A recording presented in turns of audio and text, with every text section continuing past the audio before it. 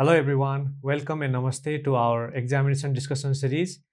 आजको क्लासमा हामी प्रिभियस सिरिजहरु जस्तै अडिटको क्याप 2 को जुन 2023 को एटेम्प्टको क्वेशन्सहरुलाई डिस्कस गर्ने कोसिस गर्नेछौं र हाम्रो सजेस्टेड आन्सर डिस्कसन सिरिज भएको कारणले गर्दाखेरि यो सिरिजमा I will focus on what examiner expected versus what students have written र यो कुरालाई कसरी इम्प्रोभाइज गर्न सकिन्छ भन्ने कुराहरु हामी आजको सेसनमा डिस्कस गर्नेछौं र त्यसै अन्तर्गत मैले तपाईहरुलाई एक्जामिनरको specific comments on the questions जुन सजेस्टेड आन्सरमा दिएको हुन्छ कि यो पर्टिकुलर क्वेशनमा स्टुडेन्टबाट के एक्सपेक्ट गरिएको थियो र स्टुडेन्टले चाहिँ कहाँनिर मिस्टेक गर्यो भन्ने कुराहरु हामी त्यो कुराहरु डिस्कस गरेर त्यसलाई करेक्ट रेक्टिफाई या इम्प्रोभाइज गर्ने कोसिस गर्नेछौं। So let's start today session. मैले ओभरअल पेपर हेरेको थिए क्याप 2 को जुन 2023 को अडिटको एटेम्प्टको क्वेशन्सहरु र overall paper is very easy र लकिली मैले एउटा एनालाइसिस गर्दाखेरि आफ्नो पार्टमा तीनटा क्वेशन्सहरु एउटै एकाउन्टिङ स्ट्यान्डर्डबाट पनि सोधेको छ। So sometimes if you get lucky, if you are lucky enough, त्यस्तो क्वेशन्सहरु आयो भने त तपाईहरुलाई बाहर आइहाल्नेछ, किनभने तपाईले एउटै पर्टिकुलर कन्सेप्टबाट तीनटा क्वेशन भनेको 15 मार्क्सको अलमोस्ट कभर हुने भन्छ। You sometimes can get lucky हैन, त्यही भएर but it doesn't mean कि अब नेक्स्ट एटेम्प्टमा पनि त्यस्तै हुन्छ भनेर I will show you what that question was भनेर। So let's start seeing at our questions and the suggested answers and how that works with our modality। हामीले भिडियोमा जुन हाम्रो सिरिज छ या भिडियो कोर्स छ त्यो कोर्समा चाहिँ मैले भनेका कुराहरुसँग कहाँ अलाइनमेन्ट छ, कहाँ डिसअलाइनमेन्ट छ इत्यादि कुराहरु हामी आजको सेसनमा डिस्कस गरौँ। Starting with the first part, first question. So as usual मैले चाहिँ तपाईहरुलाई जुन कोर्सको सिलेबसको आउटलाइन दिँदाखेरि बताएको छु कि फर्स्टको क्वेशन नम्बर 1 को एबीसीडी मा 5 into 4 20 मार्क्सको चाहिँ तपाईहरुको लगभग आउने भनेको एकाउन्टिङ स्ट्यान्डर्ड र कर्पोरेट लजबाट हो र यो क्वेशन पेपरमा पनि is not different than what I have told you in the syllabus discussion series. So let's see question number 1, as an auditor give your opinion with explanations on the following cases.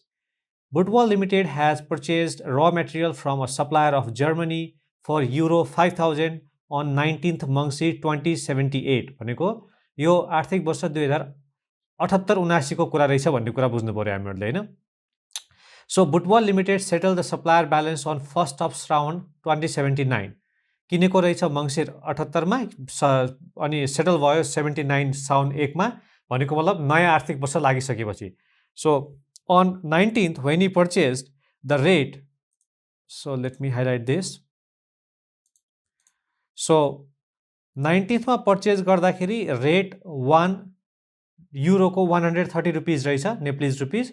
त्यसपछि 37 असाढमा 2079 मा financial year close हुने बेलामा 134 रहेछ भनेको मतलब टोटलमा 4 रुपैयाँले चाहिँ price fluctuate increase भइसकेको रहेछ र फर्स्ट राउन्ड 2079 मा चाहिँ यसको प्राइस 135 रहेछ। सो इनिशियल डेट किनेकोबाट सेटलमेन्ट डेटसम्म 5 रुपैयाँको डिफरेन्स, तर इनिशियल डेटबाट फाइनान्शियल इयर क्लोजिङको डेटसम्म 4 रुपैयाँको डिफरेन्स, 4 रुपैयाँ इन्क्रिमेन्ट इन द प्राइस भइसकेको रहेछ। अब I will not read line by line here हैन। So as usual line by line के लेखेको छ भन्ने कुरा त तपाईले सजेस्टमा देखि नै हाल्नुहुन्छ। वी अन्डरस्ट्यान्ड कि एकाउन्टिङ स्ट्यान्डर्ड जुन छ जसले चाहिँ हाम्रो फरेन एक्सचेन्ज रेट्सहरुलाई डिस्कस गर्छ, NAS 21 the effect of changes in foreign exchange rates भनेर, त्यो स्ट्यान्डर्डको एउटा क्रक्स पार्ट हैन। जस्तो हामीले कुनै पनि स्ट्यान्डर्डलाई पढ्दाखेरि अब दुईटा अप्रोच हुन्छ पढ्ने, त्यही भएर क्याप 2 र क्याप 3 लेभल भनियो। क्याप 2 लेभलमा चाहिँ हामीलाई त्यो पर्टिकुलर स्ट्यान्डर्डको चाहे त्यो अडिटिङ स्ट्यान्डर्ड्स होस् चाहे एकाउन्टिङ स्ट्यान्डर्ड्स होस्, एकाउन्टिङ स्ट्यान्डर्ड्स भन्दाखेरि चाहिँ NAS NFRS whatever it is, particular स्ट्यान्डर्डको चाहिँ क्रक्स कुरा जुन कोर कन्सेप्ट छ त्यो कोर कन्सेप्ट थाहा पाउनु पनि जरुरी हुन्छ हामीलाई हैन। क्याप 2 मा, क्याप 3 मा कोर कन्सेप्ट भित्रका पनि विभिन्न लजिकहरु बुझ्नुपर्ने हुन्छ हामीले।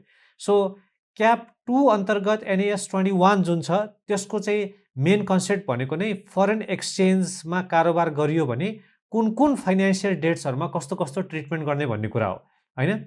र I don't think this standard is so complicated to understand, किनभने एकदमै सजिलो यसको पर्सपेक्टिभ छ।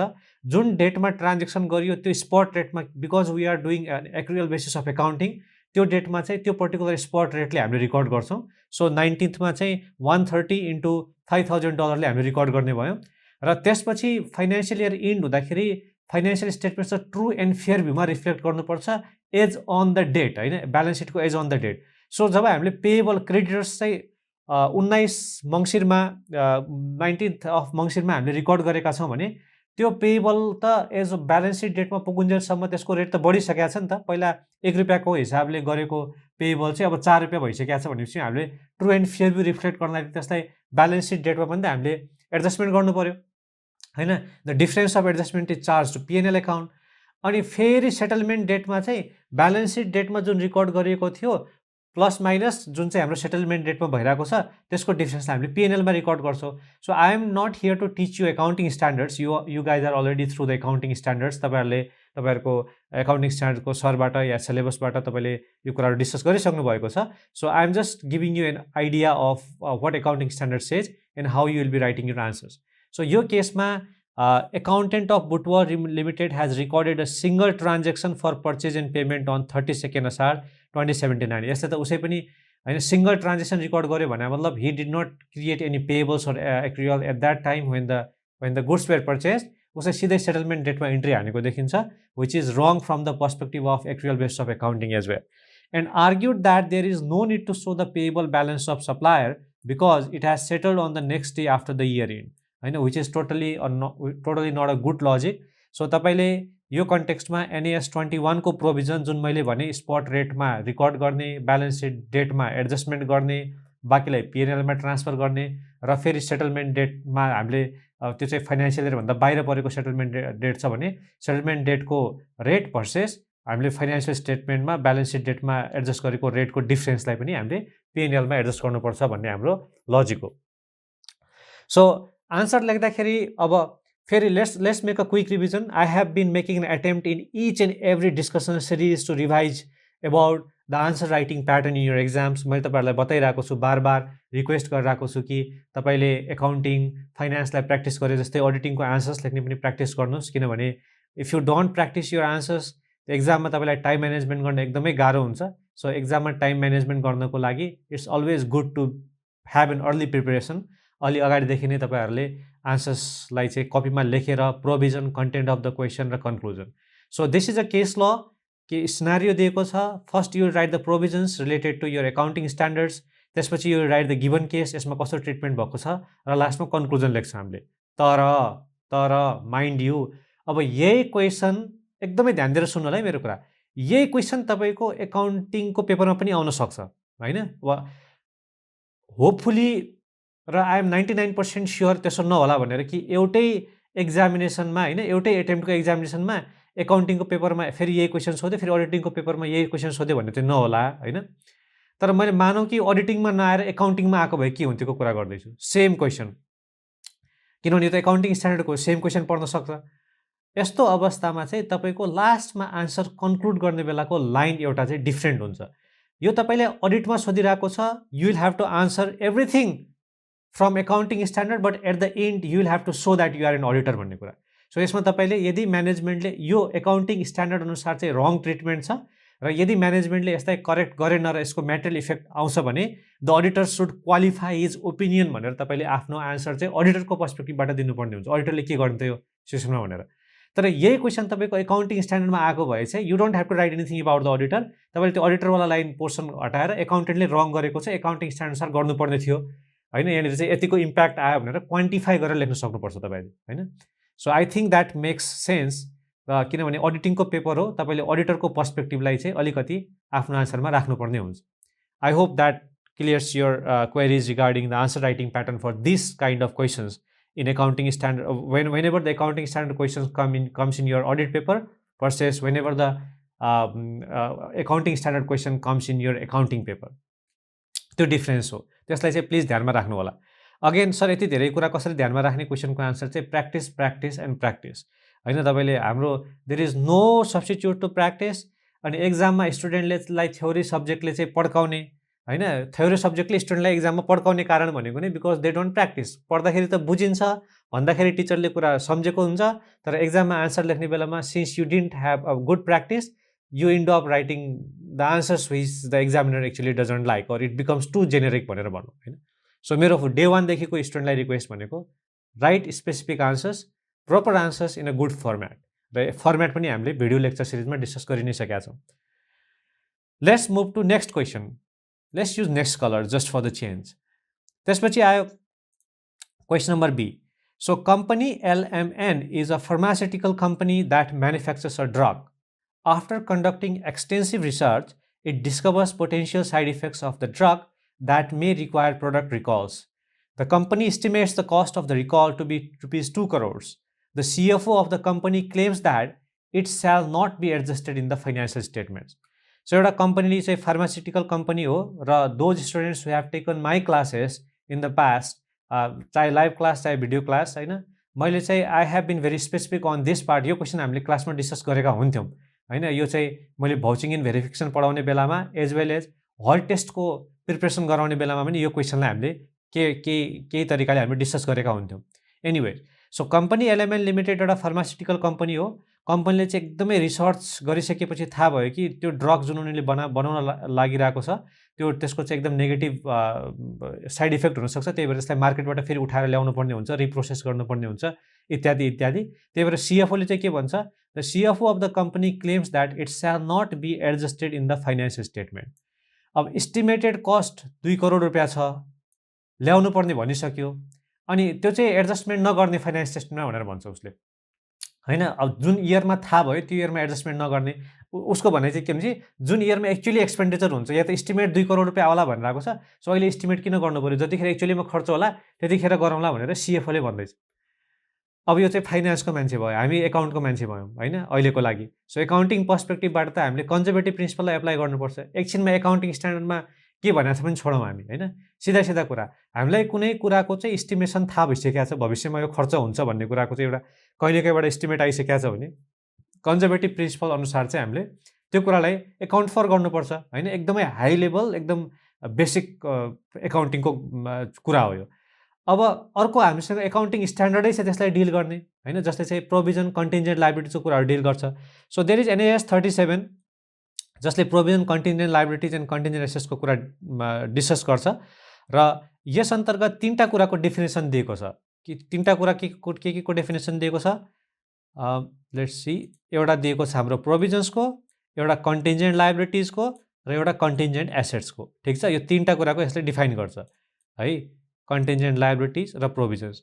अब यो प्रोभिजन्स भनेको के हो, यो प्रोभिजन्स भनेको चाहिँ एउटा estimated in absence of the accurate figures, the estimation made by the management is a provision.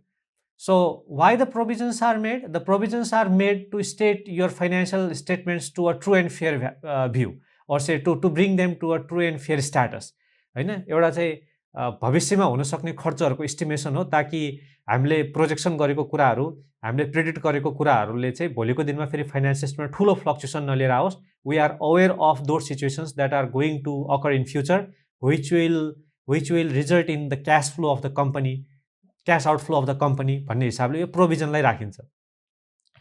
अब NAS 37 जुन छ त्यसले चाहिँ तीनटा कन्डिसन्सहरू दिन्छ कुनै पनि प्रोभिजन्सलाई चाहिँ रिकग्नाइज गर्नको लागि। So the first provision is या or say the first condition is that entity has a present obligation legal or constructive as a result of the past event. हेर्नुहोस्, पास्टमा औषधि रिसर्च गरेर मार्केटमा दिएकै हो, जसको कारणले गर्दाखेरि हामीलाई थाहा भयो कि हाम्रो चाहिँ कम्पनीले अब चाहिँ त्यो जुन हामीले अलरेडी स्पेन्ड गरेर अलरेडी खर्च गरेर जुन मार्केटमा पठाइसकेको छ, पास्टमा इभेन्ट भइसकेको छ, त्यसको कारणले गर्दाखेरि अब थाहा भइरहेछ कि 2 करोड रुपियाँ बराबरको चाहिँ अब फेरि रिकल गर्नलाई कस्ट आउन सक्छ भनेर होइन। First condition satisfied. Let's look at the second condition. It is probable that an outflow of economic benefits will be required to settle an obligation. त्यसलाई चाहिँ बाहिर त्यो पर्टिकुलर जुन हामीले औषधि छ त्यसलाई हामीले रिकल गर्नको लागि, मार्केटबाट हटाउनको लागि चाहिँ हामीलाई 2 करोड रुपियाँ बराबरको चाहिँ खर्च लाग्छ भनेपछि is it an economic outflow? Yes, it is an economic outflow. So this condition can also be satisfied. And किनभने यो प्लस हो, all 3 conditions must be satisfied. And a reliable estimate can be made of the amount of obligation. So हामीले already के भनेको छौँ, 2 करोड रुपिजको चाहिँ estimate गरेको छौँ भनेपछि हामीले रिलायबल इस्टिमेट पनि गर्यो। So all this 3 conditions are satisfied भनेपछि अब सिएफओ को भनेको कुरा मान्नुपर्ने भयो त? भएन। यो कन्डिसनमा के हुन्छ, हामीले 2 करोड बराबरको इस्टिमेट गर्छौँ 2 करोड भनेको म्याटेरियल एमाउन्ट हो अब फेरि again let's make a distinction यही क्वेसन एकाउन्टिङ स्ट्यान्डर्डमा आएको भए तपाईहरुले अडिटरको पर्सपेक्टिभ लेख्न पर्ने जरुरी थिएन एकाउन्टिङ स्ट्यान्डर्डको पोइन्ट अफ भ्यूले यो गलत छ 2 करोडको प्रोभिजन बनाउनु पर्छ भनेर लेख्नु पर्ने थियो हैन तर अडिटरको पर्सपेक्टिभबाट अडिटमा आइसकेपछि तपाईले त्यो सबै लेखिसकेपछि अब के लेख्नु पर्यो यदि म्यानेजमेन्टले यो कुरालाई रेक्टिफाई गर्न चाहेन भने त्यो एकाउन्टिङ स्ट्यान्डर्डको भायोलेसन भएको कारणले 2 करोड म्याटेरियलिटी भएको कारणले अडिटरले आफ्नो ओपिनियन क्वालिफाई गर्नुपर्ने हुन सक्छ या यु क्यान राइट क्वालिफाई नै गर्ने हो कि एडभर्स लेख्ने हो भन्ने कुरा थाहा नभएको कन्टेक्स्टमा we can write the auditor can modify its opinion if management refuses to make adjustments therefore the contention of CFO is wrong भनेर you should conclude your answer. So हाम्रो तीनटै कुरा भयो प्रोभिजनमा NAS 37 को कन्डिसन्स लेख्यौं गिवन केस लेख्यौं र कन्क्लुजनमा म्यानेजमेन्टले गरेको गलत हो त्यही भएर अडिटरको पोइन्ट अफ भ्यूबाट अडिटरले के गर्नुपर्छ क्वालिफाई गर्नुपर्ने हुन सक्छ भन्ने कुरा हामीले लेख्छौं. So if you break your answers or if you write your answers in such format then I'm pretty sure your presentation is going to be great र तपाईले आन्सर्स एक्जामिनरले पनि तपाईलाई मार्क्स दिँदाखेरि चाहिँ he wouldn't be greedy while giving you the marks. Okay, so we discussed this, so I'm not reading one by one, just let's just look at the last part just to prove my point कि in this case auditor of the company shall evaluate the effect of identified misstatement and uncorrected misstatements on the finance statement as per NSA 450. Wow, so NSA 450 पनि touch भएको छ. I like this. NSA 450 ले चाहिँ the effect of uncorrected misstatements on the finance statement को कुरा गर्छ. So हामीले यदि 450 लाई यहाँ ल्याउन सक्यौं भने एकदमै एक्सिलेन्ट भइहाल्यो. That's why the answer tells us 450 is expected. If the management does not address the such identified misstatement in the finance statement, auditor shall consider its effect on audit as per NSA 705. So 705 is the modified opinion. तपाईले NSA 705 नलेखेर modified opinion मात्र लेख्दा पनि no problem at all. तर NSA 705 modified opinion या NSA 705 लेख्नु भयो भने well and good किनभने the examiner will feel कि you have good grip over the standards भनेर तपाईले good grip छ knowledge को standards हरुको आइडिया छ भन्ने कुरा पनि थाहा हुन्छ. So next one, XYG Machinery Limited. Let's try to make it a little bit.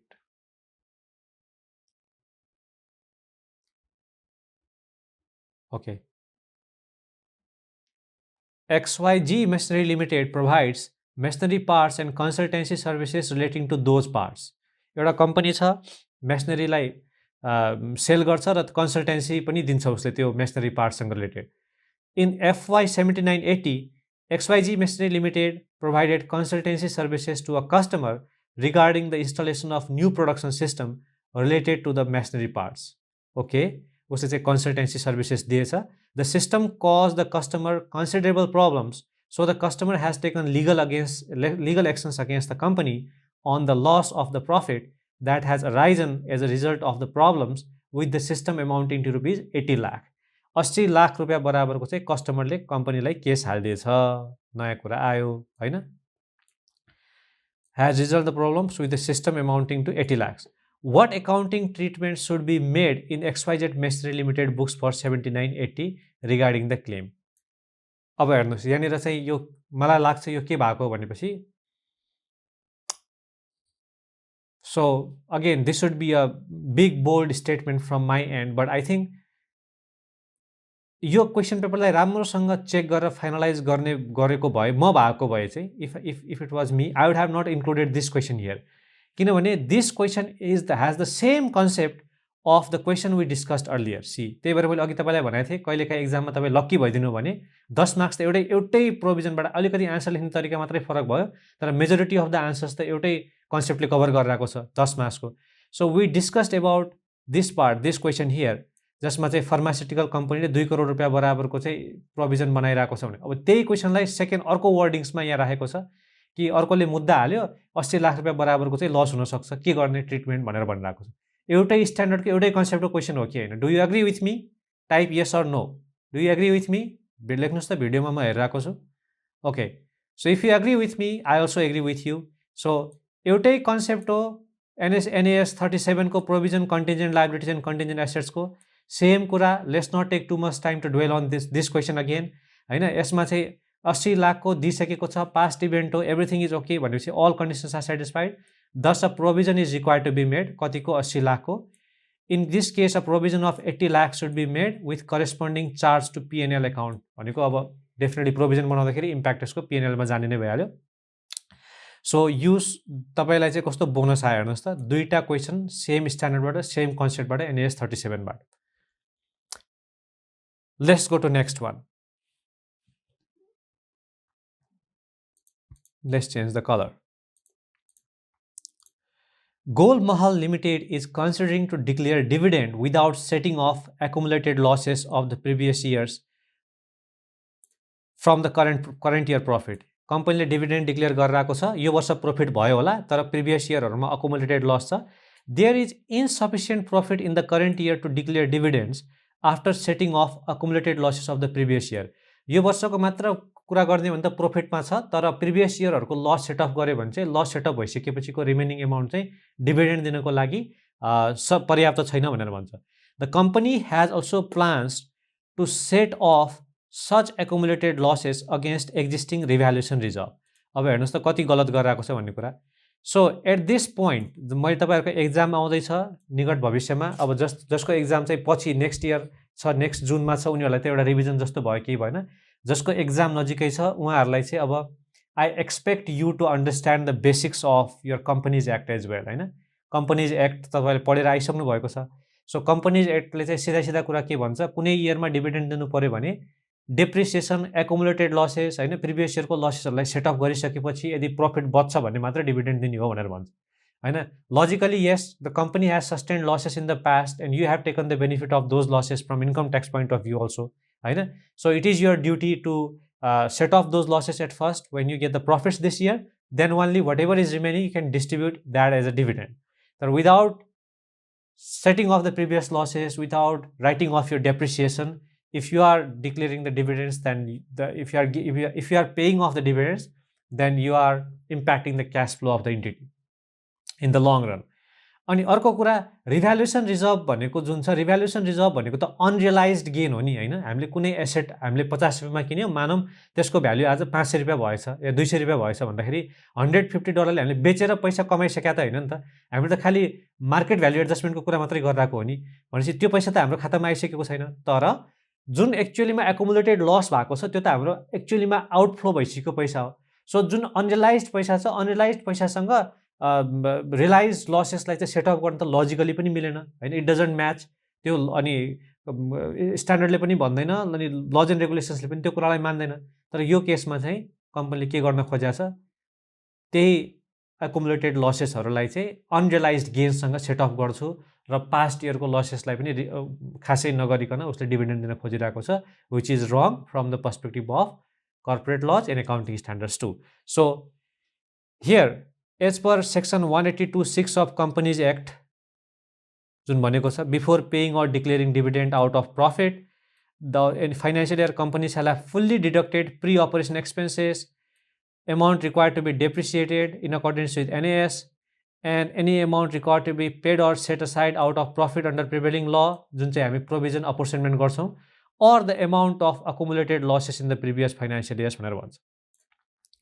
उसले यो कुरा भनिरहेको छ तर यहाँ मानिरहेको छैन. Plus NAS 16 accumulated losses should not be adjusted against revaluation reserve.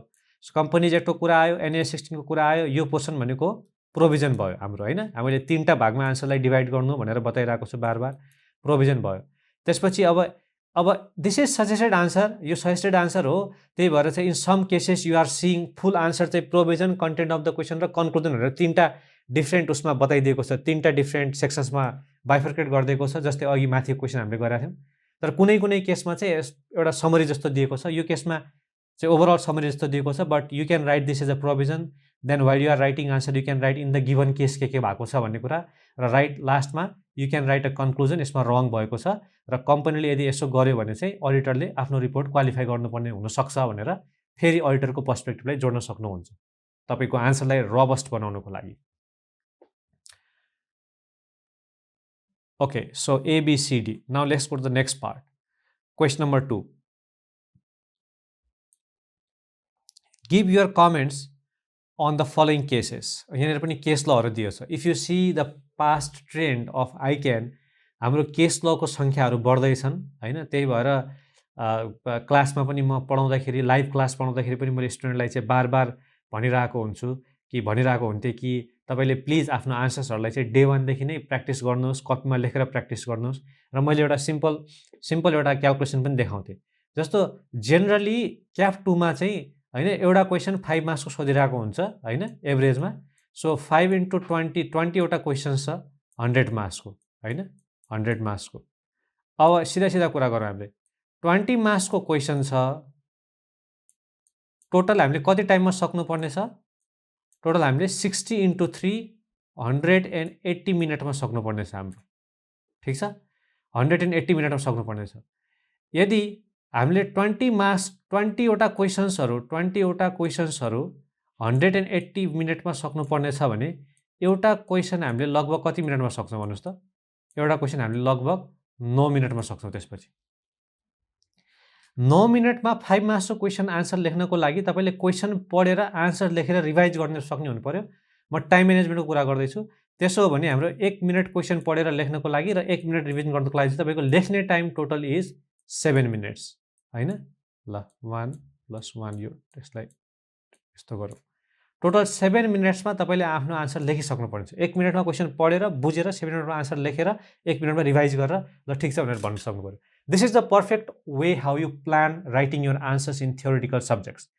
जुन मेरो रिक्वेस्ट हुन्छ स्टुडेन्टलाई बार-बार, तर स्टुडेन्टले मान्दैनन् अनि they and up doing the same thing which they like and they and up getting lace marks. Although पढेर गए पनि यहाँनिर चाहिँ हामी फस्छौँ.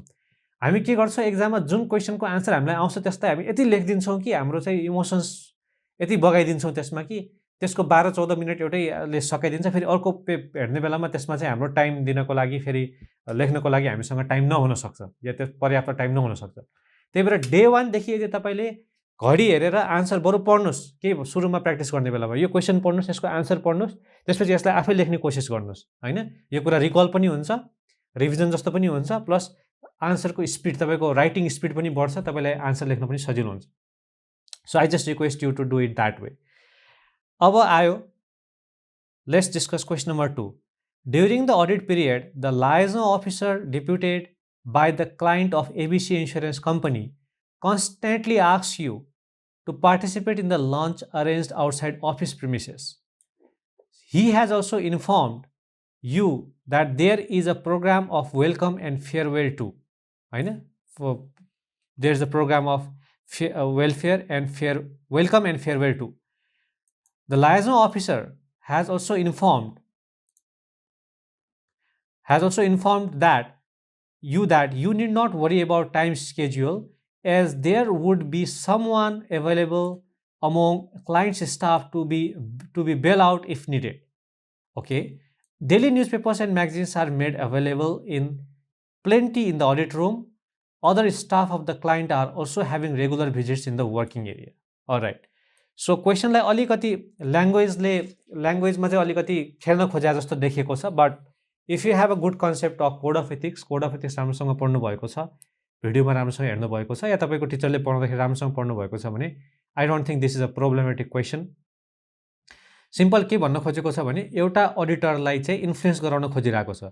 फेयरवेलमा पनि आउनुहोस्, वेलकम पनि आउनुहोस्, टाइम टेन्सन नलिनुहोस्, स्टाफ हामीसँग छ, पिकअप ड्रप हामी गर्छौँ इत्यादि कुराहरू उसलाई भनेको छ. प्लस उसले काम गर्ने ठाउँमा नि टन्न न्युजपेपरहरू पढ्नको लागि भनेर ल्याएर राखिदिएको छ. अब यो सिचुएसनमा चाहिँ अडिटरको रेस्पोन्सिबिलिटी के हो, त्यो तपाईँको कमेन्ट के हुन्छ यसमा भनेर भन्छ हैन. तपाईँको कमेन्ट के भनेर भन्छ.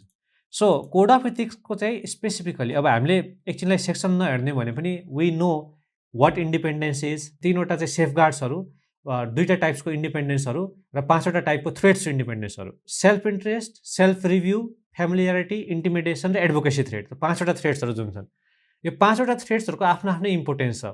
Importance in the sense for you to understand psychologically what the threats are, how those threats might occur while conducting the audit, how they might affect your independence, and what solution can you get for dealing with the threats to independence or reducing them to an acceptable level भन्ने कुरा हामीले chapter 1 मा clearly discuss गरिसकेका छौँ.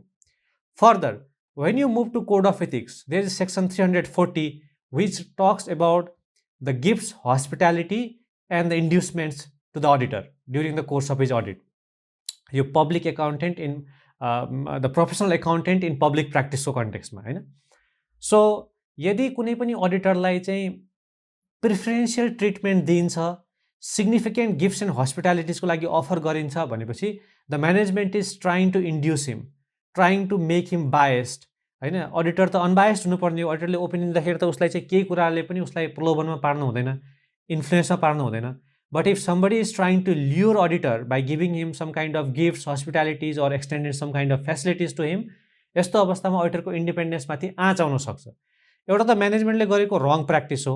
अब अर्को अडिटरले त्यो कुरा एक्सेप्ट गर्ने कि नगर्ने भन्ने कुरा अडिटरको हातमा छ। If you are a good auditor, if you know the value of if you know the importance of independence, if you are ethical, then you will never ever accept such kind of inducements offered by the management. But अब यहाँनिर हेर्नुहोस् है, कुरा के आउँछ भन्दाखेरि does every kind of offer made by the management to the auditor, does it constitute to be a threat? यो question आउन सक्छ। The answer is no. There may be, अब तपाईँ जानुहुन्छ, तपाईँले चिया अफर गर्यो, अब चिया अफर गरेको छ 5 रुपियाँको, 10 रुपियाँको, 15 रुपियाँको, भटेभर होइन द एमाउन्ट इज, तर तपाईँले चाहिँ 5 करोड रुपियाँ बराबरको चाहिँ मिलाइदिनुहोस् या चाहिँ नदेखाइदिनुहोस्, यो गर्नुहोस् भनेपछि that doesn't any make any sense. I'm pretty sure कि त्यो कसमै यसले त मलाई बिहान बिहान चिया खुवाएको थियो, बिस्कुट र चिया खाएको थियौँ, त्यही भएर यिनीहरूको गल्ती नदेखाइदिने हो कि भन्ने कुरा चाहिँ I don't think that comes to the auditor's mind. तर यदि उसले तपाईँलाई 5 स्टारमा लगेर बेलुका डिनर गराइरहेको छ होइन, अब मानिलियो म्यानुफ्याक्चरिङ कम्पनी हो अरे, तपाईँलाई ल सर यो तपाईँलाई घरमा टी सर्ट लगाउनुहोस् भनेर उसले गार्मेन्ट इन्डस्ट्री हो, तपाईँको छोराछोरीलाई, तपाईँलाई, तपाईँको दाइ भाइको लागि भनेर चाहिँ 1 दर्जन टी सर्ट, 5-6वटा टी सर्ट दिदियो, उसको लागि त T shirt would be insignificant होइन, compare to what he is asking you to adjust in the financial statement or say not disclose in your audit report.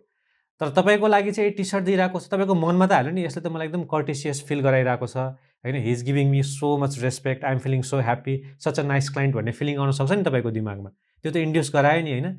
So त्यस्तो induce गर्दाखेरि auditor has to be अवेर।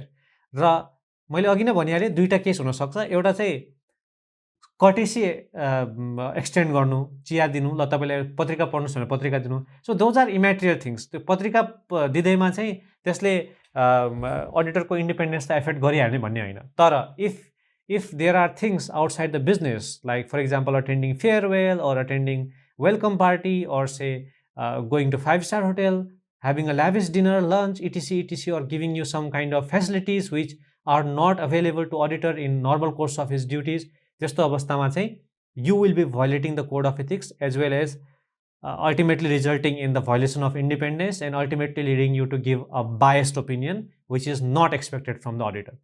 त्यही भएर answer के लेख्ने, आन्सरमा चाहिँ हामीले सिधा सेक्सन 340 अफ कोड अफ एथिक्सले चाहिँ होइन फन्डामेन्टल प्रिन्सिपलसँग अडिटरले एप्लाई गर्दै जाँदाखेरि उसलाई हस्पिटालिटी, कुनै पनि उसको चाहिँ उसलाई प्रिफरेन्सियल ट्रिटमेन्ट दिन सक्छ, त्यो कुरालाई चाहिँ अडिटरले विचार गर्नुपर्छ, हि सुड नट एक्सेप्ट भन्ने कुरा लेखेको छ भनेर भनेको छ। अब यहाँ हेर्नुहोस्, यसमा अब सजेस्ट आन्सर भनेर भनेको छ 5 मार्क्सको छ। अब यसमा कन्टेन्ट चाहिँ धेरै बनाइदिएको छ, but from all this content you can make a crux of what I just told you होइन, र त्यसपछि you can write in the given case यस्तो यस्तो भएको छ भनेर। अब यसमा अलिकति गफ पनि छ। The objective of accountancy profession are to work to a highest standard of professionalism to attain highest level of performance. अब गफ इन अ सेन्स कि अब तपाईँलाई एक्जाममा आन्सर लेख्दाखेरि यो सब कुरा लेख्न थाल्यो भने तपाईँको त दुई पेजभन्दा बढी हुन्छ। सो तपाईँले एकदम क्रक्स पार्ट लेख्नुहोस् 340ले प्लस कोड अफ इथिक्स अनुसार एज वेल एज अडिटरको चाहिँ बेसिक प्रिन्सिपल्स अनुसार it is his responsibility to conduct audit in accordance with NSAs as well as by following code of ethics and by maintaining highest degree of independence because that is what is expected from the auditor. र यो केसमा चाहिँ अब पत्रिका दिँदैमा चाहिँ violate हुँदैन किनभने that is a normal courtesy in the course of business, but if auditor is been extended something beyond that, beyond the normal courtesy procedures, then in that case the auditor's ethics might be hampered भनेर answer ल्याउन सक्नुहुन्छ। सो यहाँनिर लास्टको paragraph हेरौँ। Provision of lunch is govern by the conditions laid down in engagement letter, appointment letter, blah blah. If the contract states such provision it should not be constitute as accepting undue advantage. However attendance in farewell party is not concerned with auditor. अब farewell पार्टीमा जाने अनि त्यसपछि welcome पार्टीमा जाने त अडिटरको कामसँग खासै related होइन। खाजासम्म खुवाउँछ इज अ फाइन होइन, त्यही पनि अब खाजा रात दिन 5 स्टारमा लगेर खुवाइरहेछ। Question to answer. सो के लेख्छ, So he should not but it must be seen that our newspaper is a courtesy from the client and regular visits by staff of the client in working place should not be the problem, but it must be seen that there would be no compromise in the professional ethics and standard in order to give an unbiased opinion. You can conclude your answers. So let's go to the next question. So अहिलेसम्म कुनै question यस्तो छ त जुन हामीले ओहो कोर्सबाट बाहिर आयो जुन स्टुडेन्टले भन्छ नि यसपालि क्वेसन पेपर टफ थियो, सबै बेसिक क्वेसन्सहरू यहाँसम्म हेर्दाखेरि सबै बेसिक्स भन्ने कुरा बुझिरहेछौँ हामी. Let's look at next one. While auditing the books of accounts of ABC Distillery Limited for financial year 78-79, auditor of the company used an audit procedure according to which auditor obtained a confirmation of existing condition directly from a third party to obtain audit evidence. Explain the audit procedures used by the auditor of ABC Limited.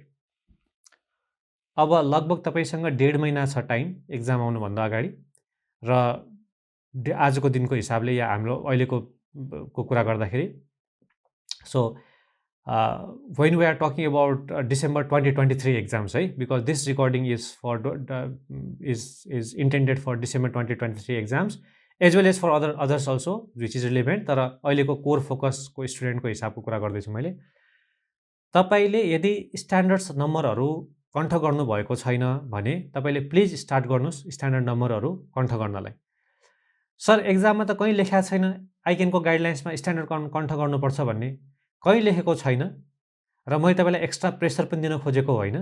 तर you are a cap two student, तपाईले यो लेभलमा आइसक्नु भएको छ भनेपछि I don't think remembering or say going through all the standards remembering their numbers would be a problem to you. होइन, दिनमा एउटा दुईटा तीनटासम्म चाहिँ कण्ठ गऱ्यो भने पनि तपाईँको लगभग 10 दिनमा त तपाईँले सबै स्ट्यान्डर्डको नाम कण्ठ गर्न सकिहाल्नुहुन्छ रिपिटेसन प्रोसेसबाट. वाइ किन इम्फेसिस गर्नुहुन्छ सर? किनभने to stand out and to give a concrete answer तपाईँलाई चाहिँ स्ट्यान्डर्डसम्म भयो भने तपाईँको आन्सर लुक्स रबस्ट, अझै राम्रो देखिन्छ. ठिक छ, एक्जाममा चाहिँ कहिलेकाहीँ हुन्छ हामीले स्ट्यान्डर्ड नम्बर पढाएको थियौँ तर 501 थियो 505 थियो कन्फ्युजन छ भनेपछि don't write the standard number. त्यतिखेर तपाईँलाई प्रोभिजन याद छ भने प्रोभिजन लेख्दा भयो. As per the standards on auditing on audit evidence या एक्सटर्नल कन्फर्मेसन या इन्भेन्ट्रिज भनेर यसरी लेख्दा भयो. No need to write the number standard number. तर आजको दिनमा आएर चाहिँ मैले पास्टमा आजभन्दा 8-10 वर्ष अगाडि पढाउँदाखेरि चाहिँ मैले स्टुडेन्टलाई खासै नम्बर कण्ठ नगर्दा पनि हुन्छ नगर्नु भनेर भन्थेँ मैले, just to avoid that extra burden. But since we are becoming competent, भोलिको दिनमा अब मार्केटको रिसोर्सेसहरू हामीलाई कम्पिटेन्ट भनेर अगाडि बढ्नु छ. कसैले क्वेसन सोधिहाल्यो भने कहाँबाट यसको आन्सरले आयो या वाट अडिटरलाई कसैले सोध्यो कि तपाईँले किन यस्तो भन्दै हुनुहुन्छ कहाँ लेखाएको छ यो कुरा भन्दाखेरि at least you should have a reference. तपाईँले चाहिँ मैले कता कता पढाएको थिएँ भनेर भन्नुभन्दा हामीसँग एउटा स्ट्यान्डर्ड छ एनएसए 505 त्यसले भन्छ भन्दाखेरि चाहिँ it's shorter and straight forward answer नि होइन, कता कता पढाएको थिएँ भन्नुभन्दा. त्यही भएर आन्सर लेख्दाखेरि पनि when you right that particular standard it looks better. तपाईँलाई ए स्ट्यान्डर्डको चाहिँ यो कन्टेक्स्ट थाहा रहेछ प्लस यो स्ट्यान्डर्ड यो स्टुडेन्टलाई थाहा रहेछ भन्ने कुरा हुन्छ. त्यही भएर the preference is given to those who write standard number and correct provisions rather than who write a generalized answer.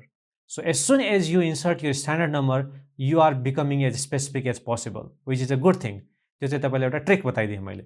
So nothing to panic. मैले अगेन भनिहालेँ तपाईँले चाहिँ दिनको 3टा स्ट्यान्डर्डको नाम कण्ठ गर्छु भनेर भन्नु भने विथ कन्सेप्ट तपाईँले 30 दिनमा 30वटै गर्छु भने पनि एक दिनको एउटाको हिसाब त गर्न पाइयो नि त. 5 मिनट्स लाग्छ एउटा म्याक्सिमम टाइम सेट अफ गर्नुभयो तपाईँको एकदमै खाना खाइरहेको बेलामा स्ट्यान्डर्डको नाम नम्बर र स्ट्यान्डर्डलाई चाहिँ बोर्डमा आफ्नो डायरी अगाडि लेखेर खाना खाइरहेकै बेलामा पनि त्यसलाई पनि हेर्दै गऱ्यो भने तपाईँलाई याद गर्न सजिलो हुन्छ भन्ने मलाई लागेको छ. ओके, सो यो केसमा चाहिँ अब मैले किन यस्तो भन्दाखेरि मैले किनभने म त अब पढाउँदाखेरि मलाई याद हुन्छ. सो थर्ड पार्टीबाट इभिडेन्स अब्टेन गर्ने भन्ने बित्तिकै दिस इज एक्सटर्नल कन्फर्मेसन र एक्सटर्नल कन्फर्मेसनको कुरा डिस्कस गर्छ एनएसए 505 ले. 500 अडिट इभिडेन्स भयो, 501 specific consideration of selected items भयो, इन्भेन्ट्री लिटिगेसन क्लेम्सको कुरा र 505 एक्सटर्नल कन्फर्मेसन.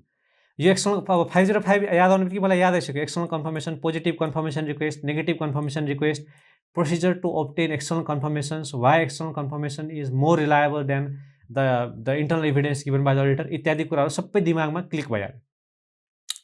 सो यो केसमा चाहिँ कम्पनीको अडिटरले बाहिरबाट डाइरेक्टली थर्ड पार्टीबाट चाहिँ उसले एभिडेन्स अब्टेन गर्न खोजिरहेको रहेछ भनेपछि audit procedures use by the auditor के हो भनेर सोधेको छ। सो तपाईँले अब यसमा आन्सर लेख्दाखेरि NSA 505 अन्तर्गत अडिटरले थर्ड पार्टीबाट एभिडेन्स अब्टेन गर्नको लागि थर्ड पार्टीको सेलेक्सन अनि nature of communication to be send confirmation to be send positive confirmation request हो कि नेगेटिभ कन्फर्मेसन रिक्वेस्ट हो, अनि त्यसपछि फलोअप रिक्वेस्ट इफ एनी, यो कुराहरू लेख्छ स्ट्यान्डर्डले।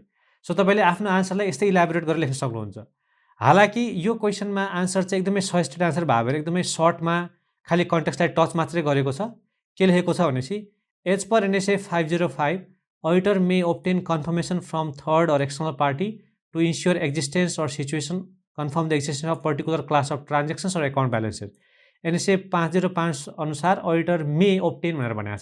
तर क्वेसनले सोद्धाखेरि चाहिँ explain the audit procedure is used by the auditor भनेर भनेको छ होइन। सो हामीलाई कम्प्लिट आन्सर त दिएन, तर as I said this is the suggested answer. यही आन्सर लेख्यो भने मात्र एक्जाममा चाहिँ मार्क्स पाउने नत्र नपाउने भन्ने होइन, दिस इज सजेस्टेड, यो कुरा चाहिँ हुनुपर्छ बेसिकली। सो 505 को कुरा चाहिँ हुनुपर्छ भनेर भन्यो।